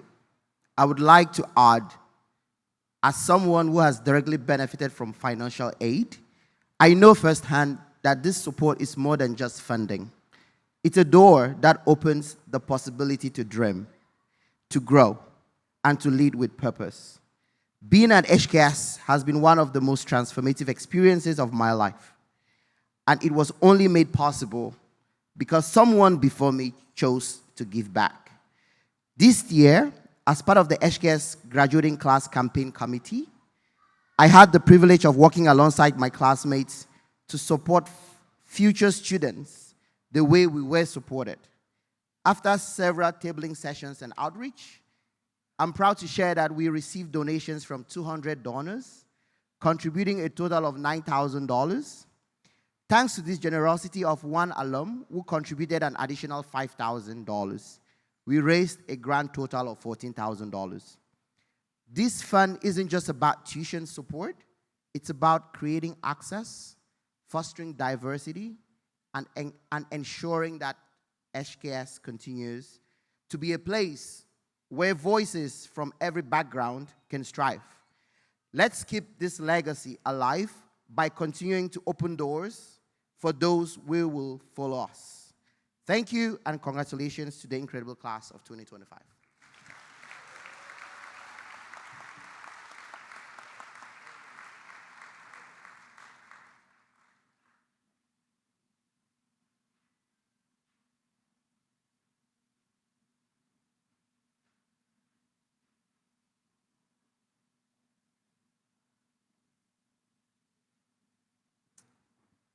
Good morning, everyone. My name is Jeremy Weinstein, and I serve as the Dean of the Harvard Kennedy School. I'm thrilled to be with you to award the Dean's Award for Excellence in Student Teaching. The Dean's Award for Excellence in Student Teaching honors course assistants, teaching fellows, and course coaches who are nominated by their students for going above and beyond in teaching. 30 years ago, the late Dean Joe Nye, who was dean when I was a student, and he sadly passed away earlier this year. He launched these awards in recognition of the critical role student teaching plays in the learning process at the Kennedy School. His legacy lives on through these awards and the student teachers who receive them. This year's winners embody the best qualities of a teacher: an exceptional commitment to the success of their students, a unique ability to make difficult subject matter accessible, and a positive and professional attitude. Before announcing the recipients, I'd like to recognize the work of the members of the Academic Affairs Committee, who managed the nomination and selection process this year. Matthias Abawi Esman, Omri Attar, Lou Leonard, and Mallory Escobar.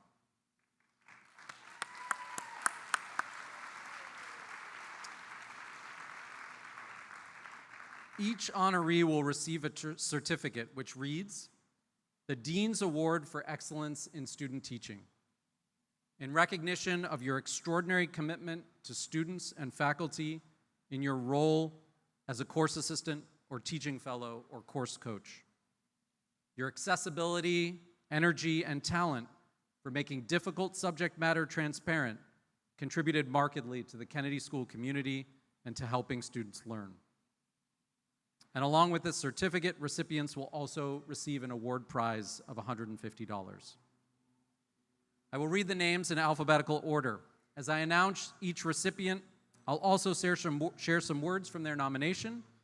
When your name is called, please join me and remain at the podium on stage until all recipients have received their awards. Our first recipient is Madison Coots.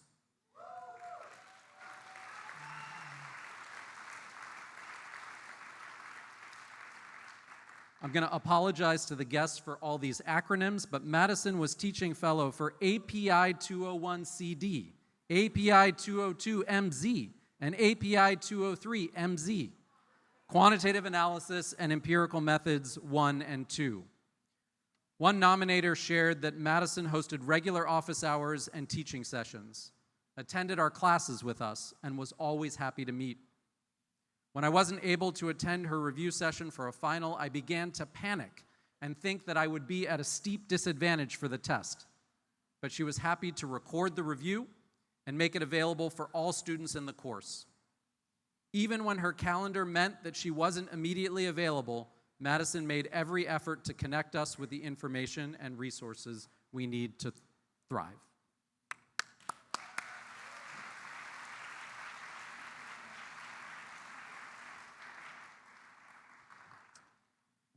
Our next recipient is Daren Kabiev.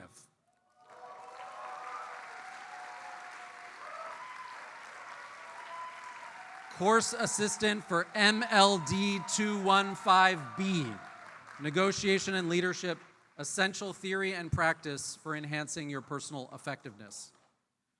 One of Daren's nominators highlighted that he consistently demonstrates a level of professionalism that exceeds what is typically expected of student teachers. He does not seek the spotlight, yet his presence is steady, reliable, and constructive. What sets him apart is not just his competence, but the way he carries himself with quiet confidence, humility, and a clear sense of responsibility to both students and faculty.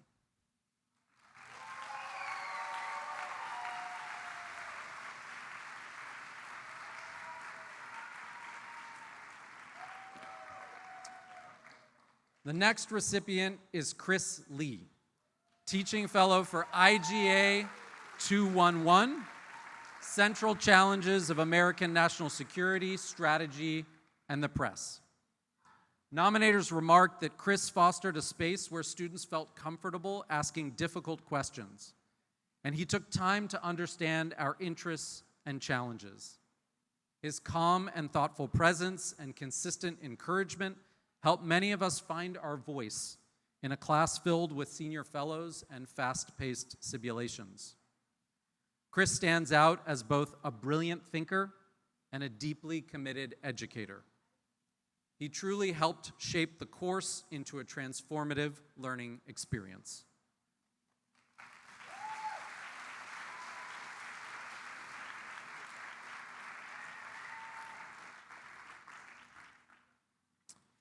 Our next recipient is Anna Gifty Apoku Ajamen, Teaching Fellow for API 102A, Resources, Incentives, and Choices, Analysis of Public Policy.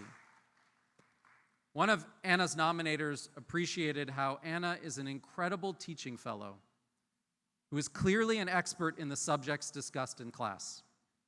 But she also makes the material incredibly digestible and relatable. Her videos are extremely helpful, and she is very approachable. Congratulations, Anna.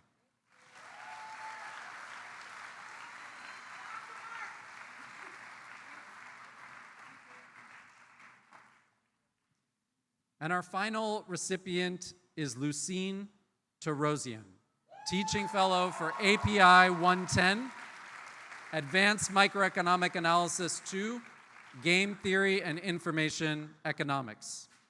Reading the title, I know I need her support and help.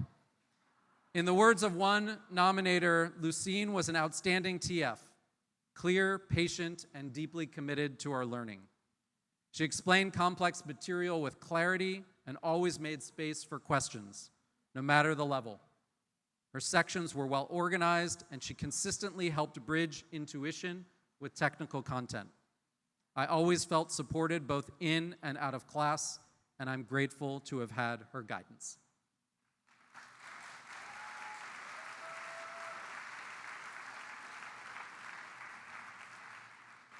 Please join me in offering all of our congratulations to these extraordinary teachers, and thank you for your outstanding work.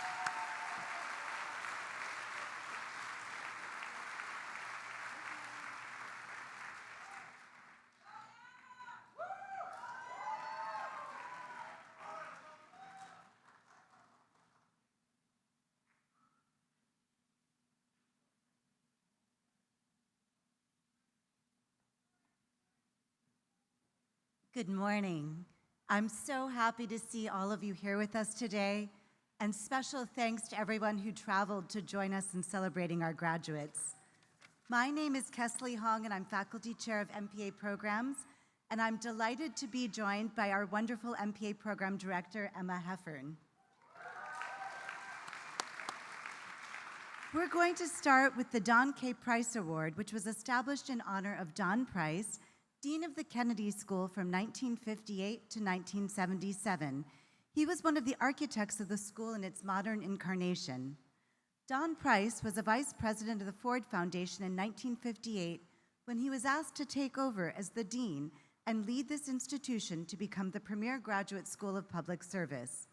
Price responded to this challenge by working to develop a full-time faculty, a new and more professionally oriented curriculum, and integration of the real world of politics, public policy, and management into the core of the school's mission. Today, we honor 5 MPA students with the Don K. Price Award. This year's award recognizes members of the graduating MPA class who both made a significant positive contribution to the Kennedy School community and also demonstrated academic success. A committee of faculty and staff reviewed the nominations by peers and selected the following students as this year's Don K. Price Award winners. I will call all of the names at once, so please come forward together. Aditya Bayana, Danny Bianco, Sadie Ann Marie Harlan, Benjamin Marshall, Victoria Waldenfels. As they approach the stage, I'll share a few examples of the positive contributions they have made to the community during their time here. These comments are from the nominations that were submitted. Aditya served as a KSSG class representative and was a massive community builder within the cohort and across campus. He also served as an orientation leader, thoughtfully designing and building an experience that set the first-year MPA cohort up for success. Danny is tireless. She has helped organize many big events from initial idea to successful execution, such as MPA reorientation. But focusing only on the big events misses all the other activities Danny is involved in. Without her contributions, lots of things that built this great community would not have happened. Sadie has led so many events that shaped our time at HKS and has been the quiet backbone of our community. On the leadership team of the Education PIC, as an admissions ambassador, her imprint on the community is everywhere. Wherever you see efforts to carry culture, intentionally build connection, or promote thoughtful reflection and engagement, Sadie has usually been involved. Ben has taken on many official and unofficial roles, always building community within our cohort. He has represented us as class representative. He has led class trip organization efforts and other events and is serving as class marshal. He treats every member of our cohort with care, respect, and presence. He is a true asset to HKS, especially the MPA program, and deserves to be celebrated as much as he celebrates this school every day. Vicky is the personification of selfless community building.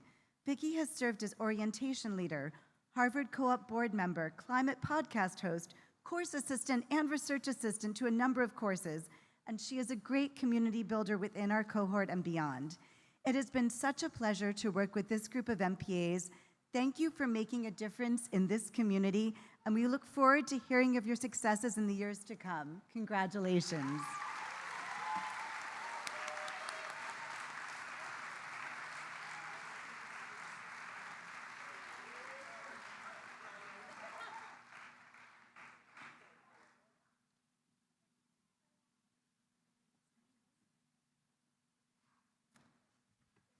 Hello, everyone. My name is Emma Heffern. I am director of the MPA programs, and I am excited to be able to present the Littower Award today.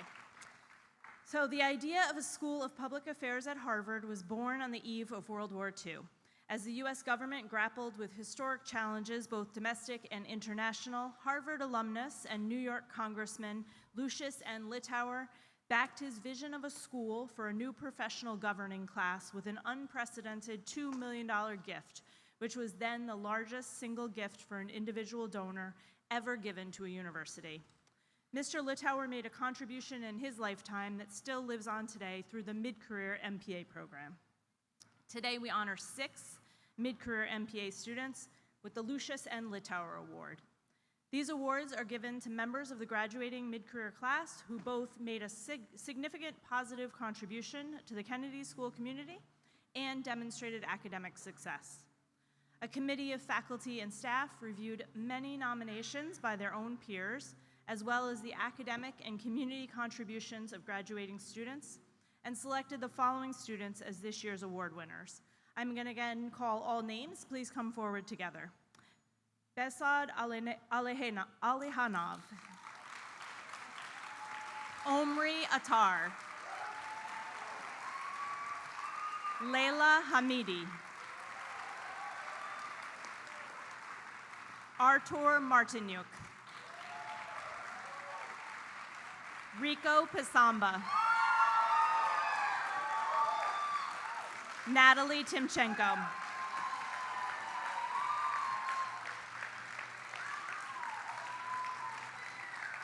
As the award winners approach the stage, I would like to share a few words about each of the winners taken from the nominations of their classmates. Besad has significantly enriched the community through his proactive leadership and dedication to fostering inclusivity. On the Kennedy School Student Government, he has advocated for the needs of international students, enhancing their experience at HKS. He helped to found a student caucus, organize the inaugural Uzbekistan Trek. His efforts have strengthened international connections. Throughout his time here, he has also been a mentor and resource to peers. Omri is a natural connector and leader who leads with kindness from the heart.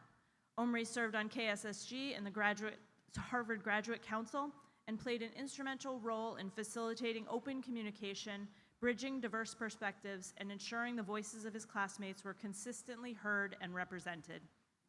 Beyond his official duties, Omri has proactively organized and facilitated numerous events and social gatherings, fostering deeper connections among students.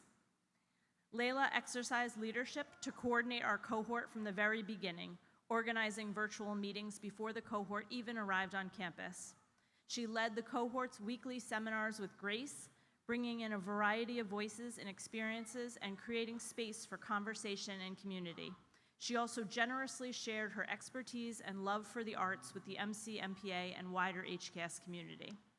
Artur regularly hosted gatherings with pizza, as I understand it from the nominations, to strengthen bonds among classmates. Whenever a classmate was in need, he would listen earnestly and always treat them with a generous heart. Rico has always stepped up to help his fellow students through a confusing and fast-paced year at HKS. He set the tone by volunteering to be the KSSG Election Committee Chair, an intense job that brought with it some controversy. He handled it with grace. He is involved in many groups and caucuses, bringing together people of all backgrounds and interests, and to round out the year, he's serving as class marshal. One nominator wrote about Natalie, She has hosted so many events for our cohort and the entire school that I've lost track. She serves on student government and chairs the Ukraine Caucus and is a powerful voice on campus for human rights and mental health and a tireless tabler in the Sunshine Lobby. Natalie is kind and approachable, and her efforts have brought joy and wellness throughout her time here. She is a cheerleader for all of her classmates and will do anything to help someone. As you can tell, all contributed to this community and embody the HKS spirit of serving others. It is my honor to present the recipients of the 2025 Lucius Littower Awards. Thank you for making a difference in this community, and we look forward to hearing of the contributions you will make in the lives of many in the years to come. Congratulations.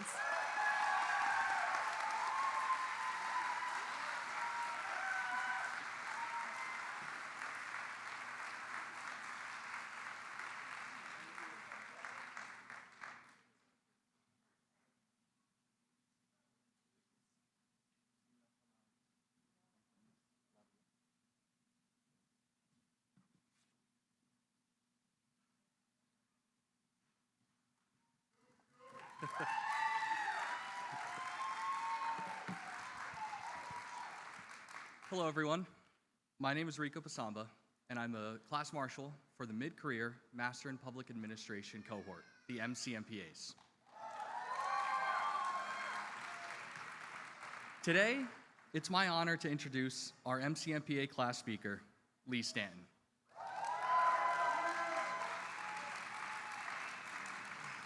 You'll hear directly from Lee in just a moment about his journey and his work. But before that, I want to introduce you to the Lee that we, his classmates, have come to know and love.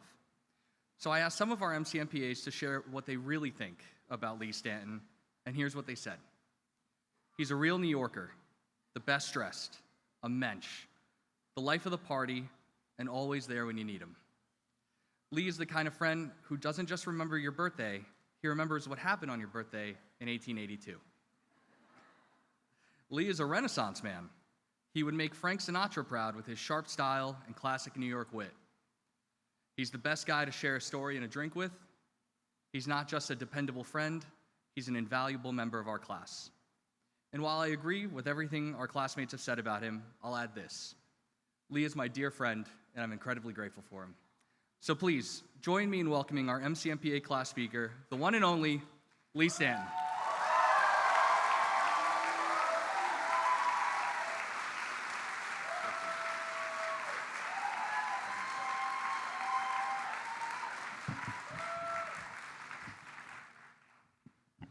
Good morning.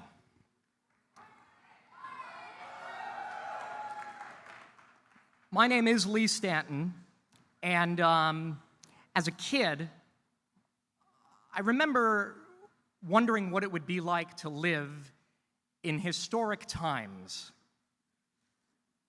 I'm sure I'm not alone when I say I'm ready to tone that curiosity down a little bit.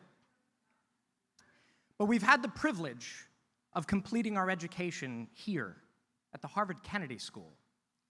And can we, for a moment, acknowledge everyone who made this campus home for the amount of time that we've been here, whether it be a year or two, or sometimes more. Our phenomenal dining services team, our custodial staff,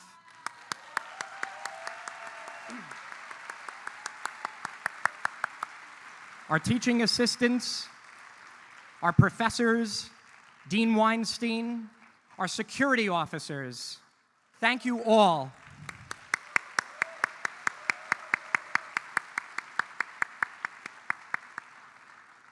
And most importantly, if we could take a moment to acknowledge those who made a real sacrifice on our behalf, our family and friends and loved ones,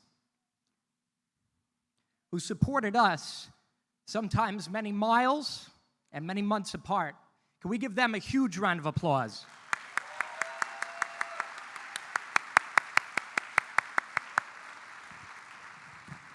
Now, friends, this awesome achievement means something more than just to our family and friends who stood by us. It means something so much to people we may never get to know.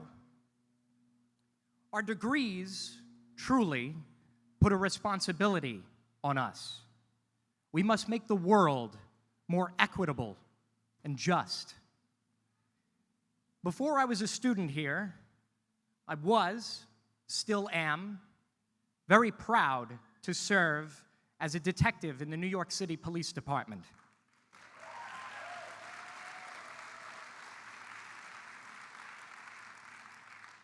Now, if that sounds surprising to you, can you imagine how shocked I was when I opened that acceptance email?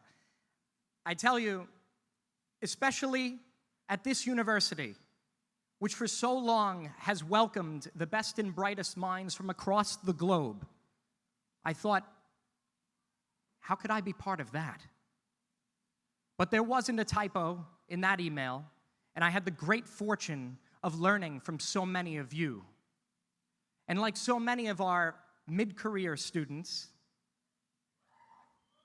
I enjoy my work, but I want to do even more. And at the Kennedy School, we know that if you can do more, you must do more. I came here to learn how we can transform the narrative from one defined by fear and mistrust in our institutions to one defined by respect, accountability, and care. That kind of change doesn't come from silence. It begins by leaning into difficult conversations. For most of us, a commitment to service didn't start at the Kennedy School, and it certainly won't end here. As I learned pretty quickly, many of our new lifelong friends are already changing the world in extraordinary ways. Some are advancing artificial intelligence or researching policies to ensure a brighter future for our planet for generations to come. Others are sharing the dream of democracy and freedom across the globe. So many are stepping into the work of healing, of advocating for others in ways that may not make the headlines, but will make all the difference. We are living through history. Messy, complicated, painful history. But my favorite lesson this year didn't come from a problem set, a reflection paper, or a journal entry. It was from late night talks, sometimes spirited debates. Change will come from the most unlikely, even counterintuitive conversations. Talking to people we disagree with. Not to win an argument, but to understand a worldview. When we listen with curiosity, instead of condemnation, we're building something together. I know that's not easy, but we didn't come to the Harvard Kennedy School for easy.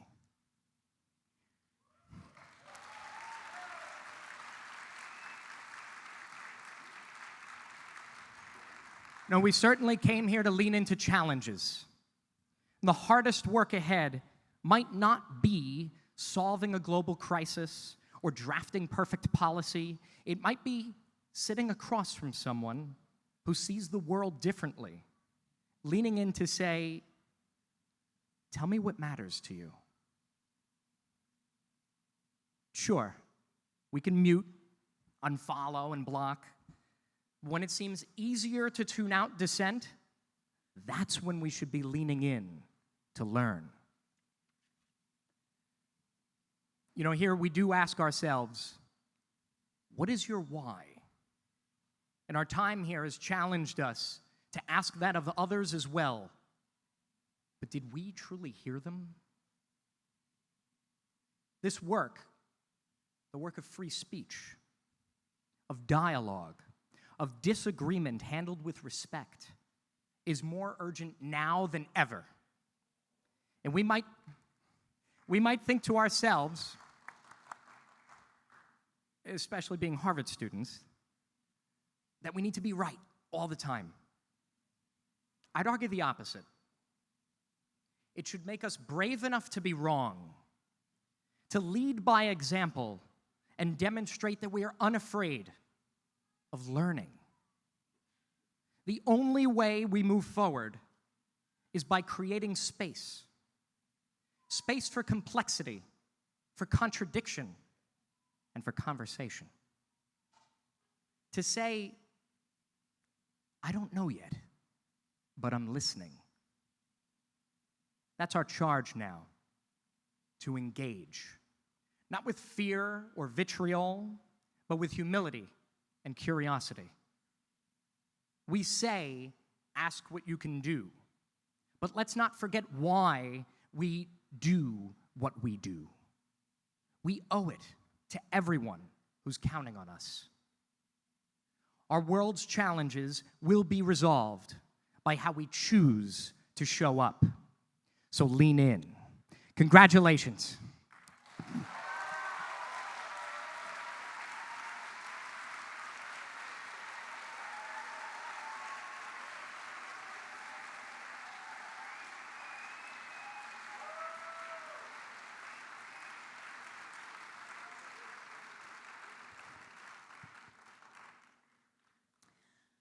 I'm Melissa Wojciechowski, St. John, and as Senior Director for Student Services, I run the advising program here at the Harvard Kennedy School. Advisors are incredibly important for HKS. Whether they are formally assigned, found in the classroom or office hours, or guiding a capstone project, they can change the course of a student's trajectory. This year's Advisor of the Year was described as generous with his time, prompt and thorough in his feedback, patient in his demeanor, and expert in his advice on social impact topics, career paths, and as one student notes, even on his students' broader life decisions. One student also noted he felt incredibly fortunate to have met such a wonderful advisor at this critical time, and noted it was undoubtedly one of the most valuable experiences he had at HKS. It is my honor to present this year's Advisor of the Year award to Professor Matthew Lee.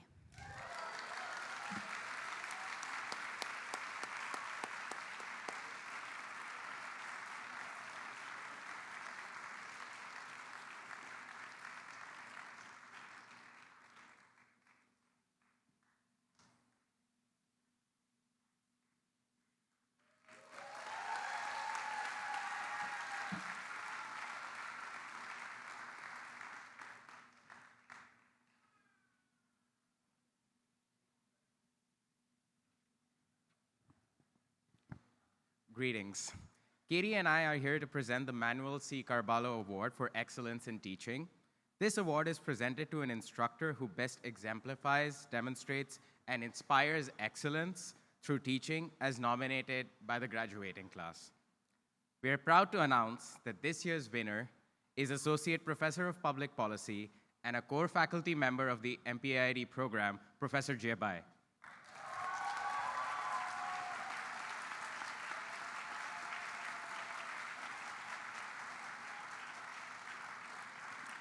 Tia personifies excellence with humility, and her dedication to student learning is exceptional.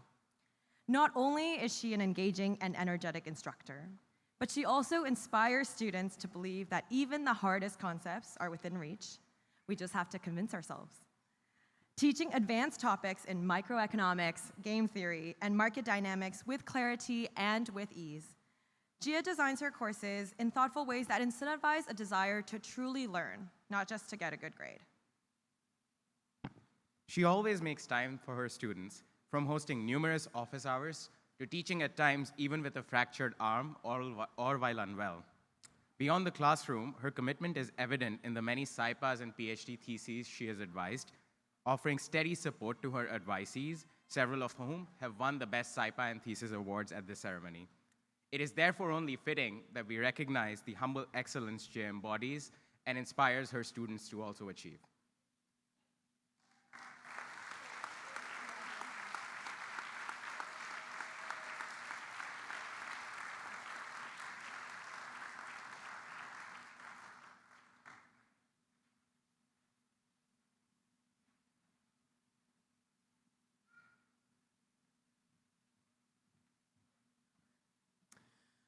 Good morning.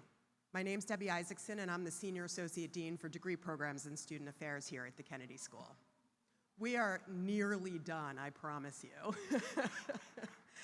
The Robert F. Kennedy Award for Excellence in Public Service is one of our highest honors, and it is presented to a graduating Kennedy School student or students whose commitment, activities, and contributions to public service are extraordinary in the image of Robert Kennedy himself.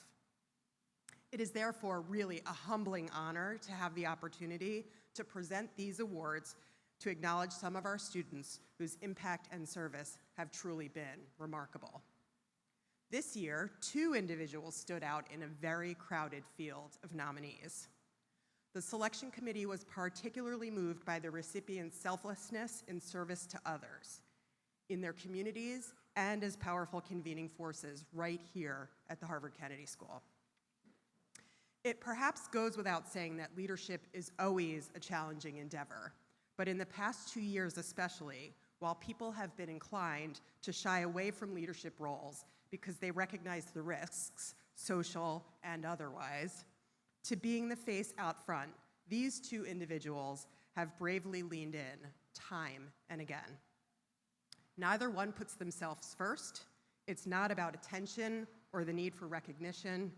It's about leadership in the interest of making the spaces they inhabit and the world more generally a better place. In short, they both embody true public service excellence. I'm pleased now to share a bit about each recipient in turn. The first is MPP student Karen Yap.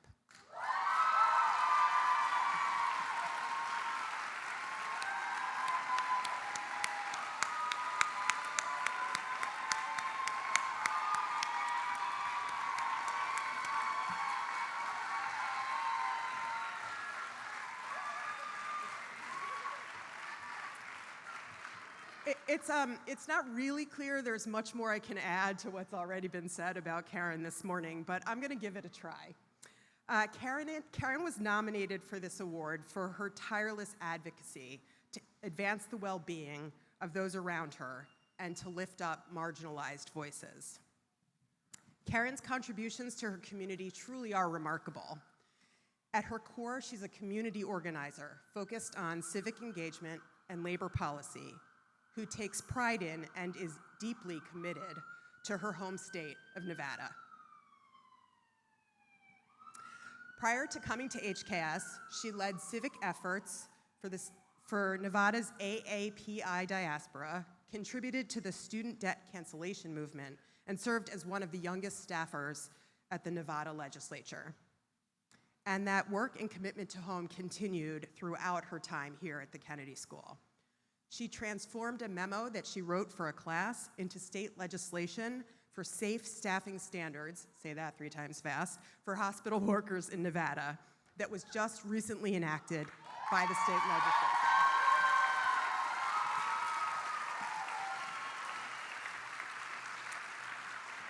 And as you've already heard, she organized a truly impactful urban-rural trek to Las Vegas for her peers.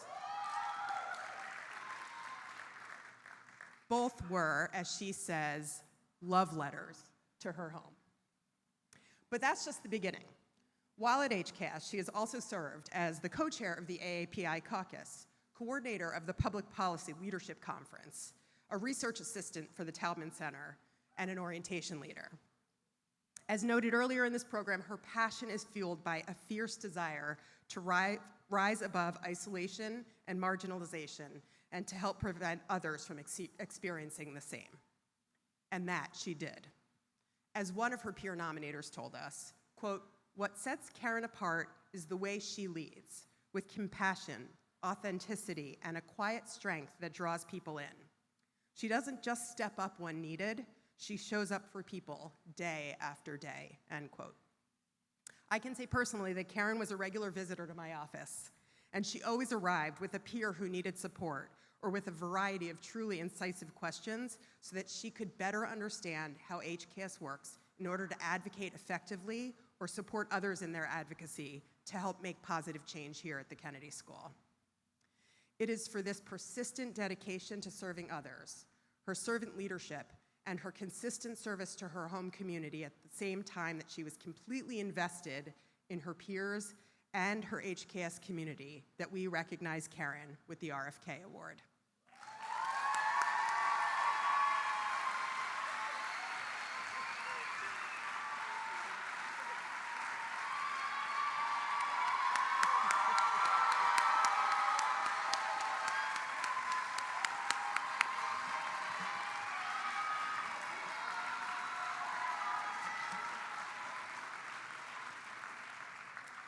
It's always very gratifying when we can tell we picked well. The second and final RFK Award recipient is MPP student Zubair Merchant.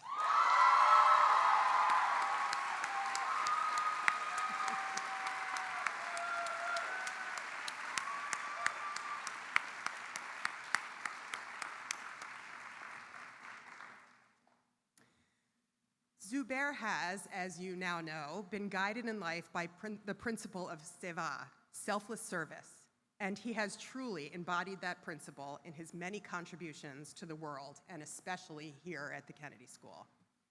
Prior to coming to the Kennedy School, he was actively engaged in political campaigns and as an assistant teacher through AmeriCorps in order to advance structural change in American society. Throughout his life, he has also been regularly engaged in service to the Ismaili community as a religious instructor, a debate coach, and a volunteer helping to increase Ismaili voter registration. This summer, he will serve as program director of Camp Embark, helping Ismaili middle schoolers develop social, emotional, and critical thinking skills. But what truly sets him apart is his unflagging service to the Kennedy School community as an orientation leader, and most influentially, as the Kennedy School Student Government Executive Vice President and then President. As one peer told us, quote, Zubair has been the cornerstone of student life, supporting student organizations, lending leadership to conferences, and serving as the behind-the-scenes point guard who ensures others succeed. Through his relationship with the dean and senior leadership, Zubair amplifies student interest and creates meaningful change, end quote. As a member myself of the school's senior leadership team, I really couldn't agree more.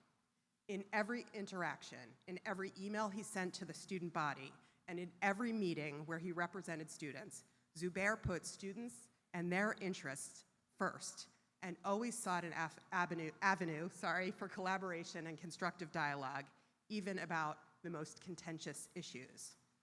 Whether it was advocating for student safety, funding for student organizations and activities, or student representation in strategic discussions about the school, he did so with diplomacy and tact, and a passion for ensuring the student experience was of the very highest quality. Zubair truly embodies the type of leadership we teach here at the Kennedy School. He served as a model for his peers and will no doubt go on to lead in communities in which he's engaged in the future in ways that will make all of us proud. As Zubair told us himself, quote, public service has taught me humility, sacrifice, and solidarity. It has allowed me to connect with others on such deep levels and see the humanity in people I thought were different than me. Service has a way of acting as a moral magnet and attracting people together for a shared cause greater than themselves, end quote. Zubair's leadership of the student body during an incredibly difficult couple of years is a testament to his own humanity and has indeed been an act of selfless service. It is therefore my honor to recognize him with the RFK Award.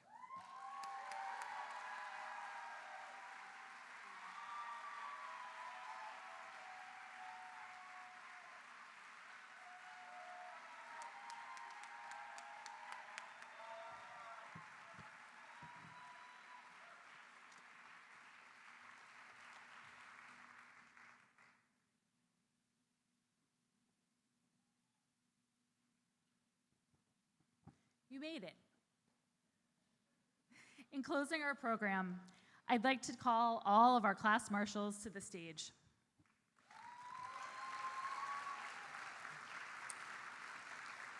The students behind me were elected by their peers to hold the honorific title of Class Marshal. They have been meeting with us since March to plan this day and to support the diploma ceremony tomorrow. They have been, and I've done this many, many times, an absolute delight to work with. So, great picks, class of 2025. So it's with great joy I would like to recognize behind me MPP Marshals Marie Gian DeMarco and Ani Haight, MPA Class Marshals Rupin Daji and Ben Marshall, MPAID Class Marshals Katie Chen and Vabu Parikh, Mid-Career Class Marshals Rico Pasamba III and Elmira Taravidieva. I didn't do it that good.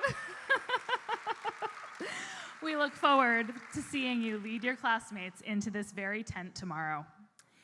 And another thanks to our tireless campus planning and operations, dining services, media services, and commencement volunteer teams, and to my colleague, Jane Finn-Foley, who orchestrates every piece of this week with an eye to detail that is unnatural to most human beings.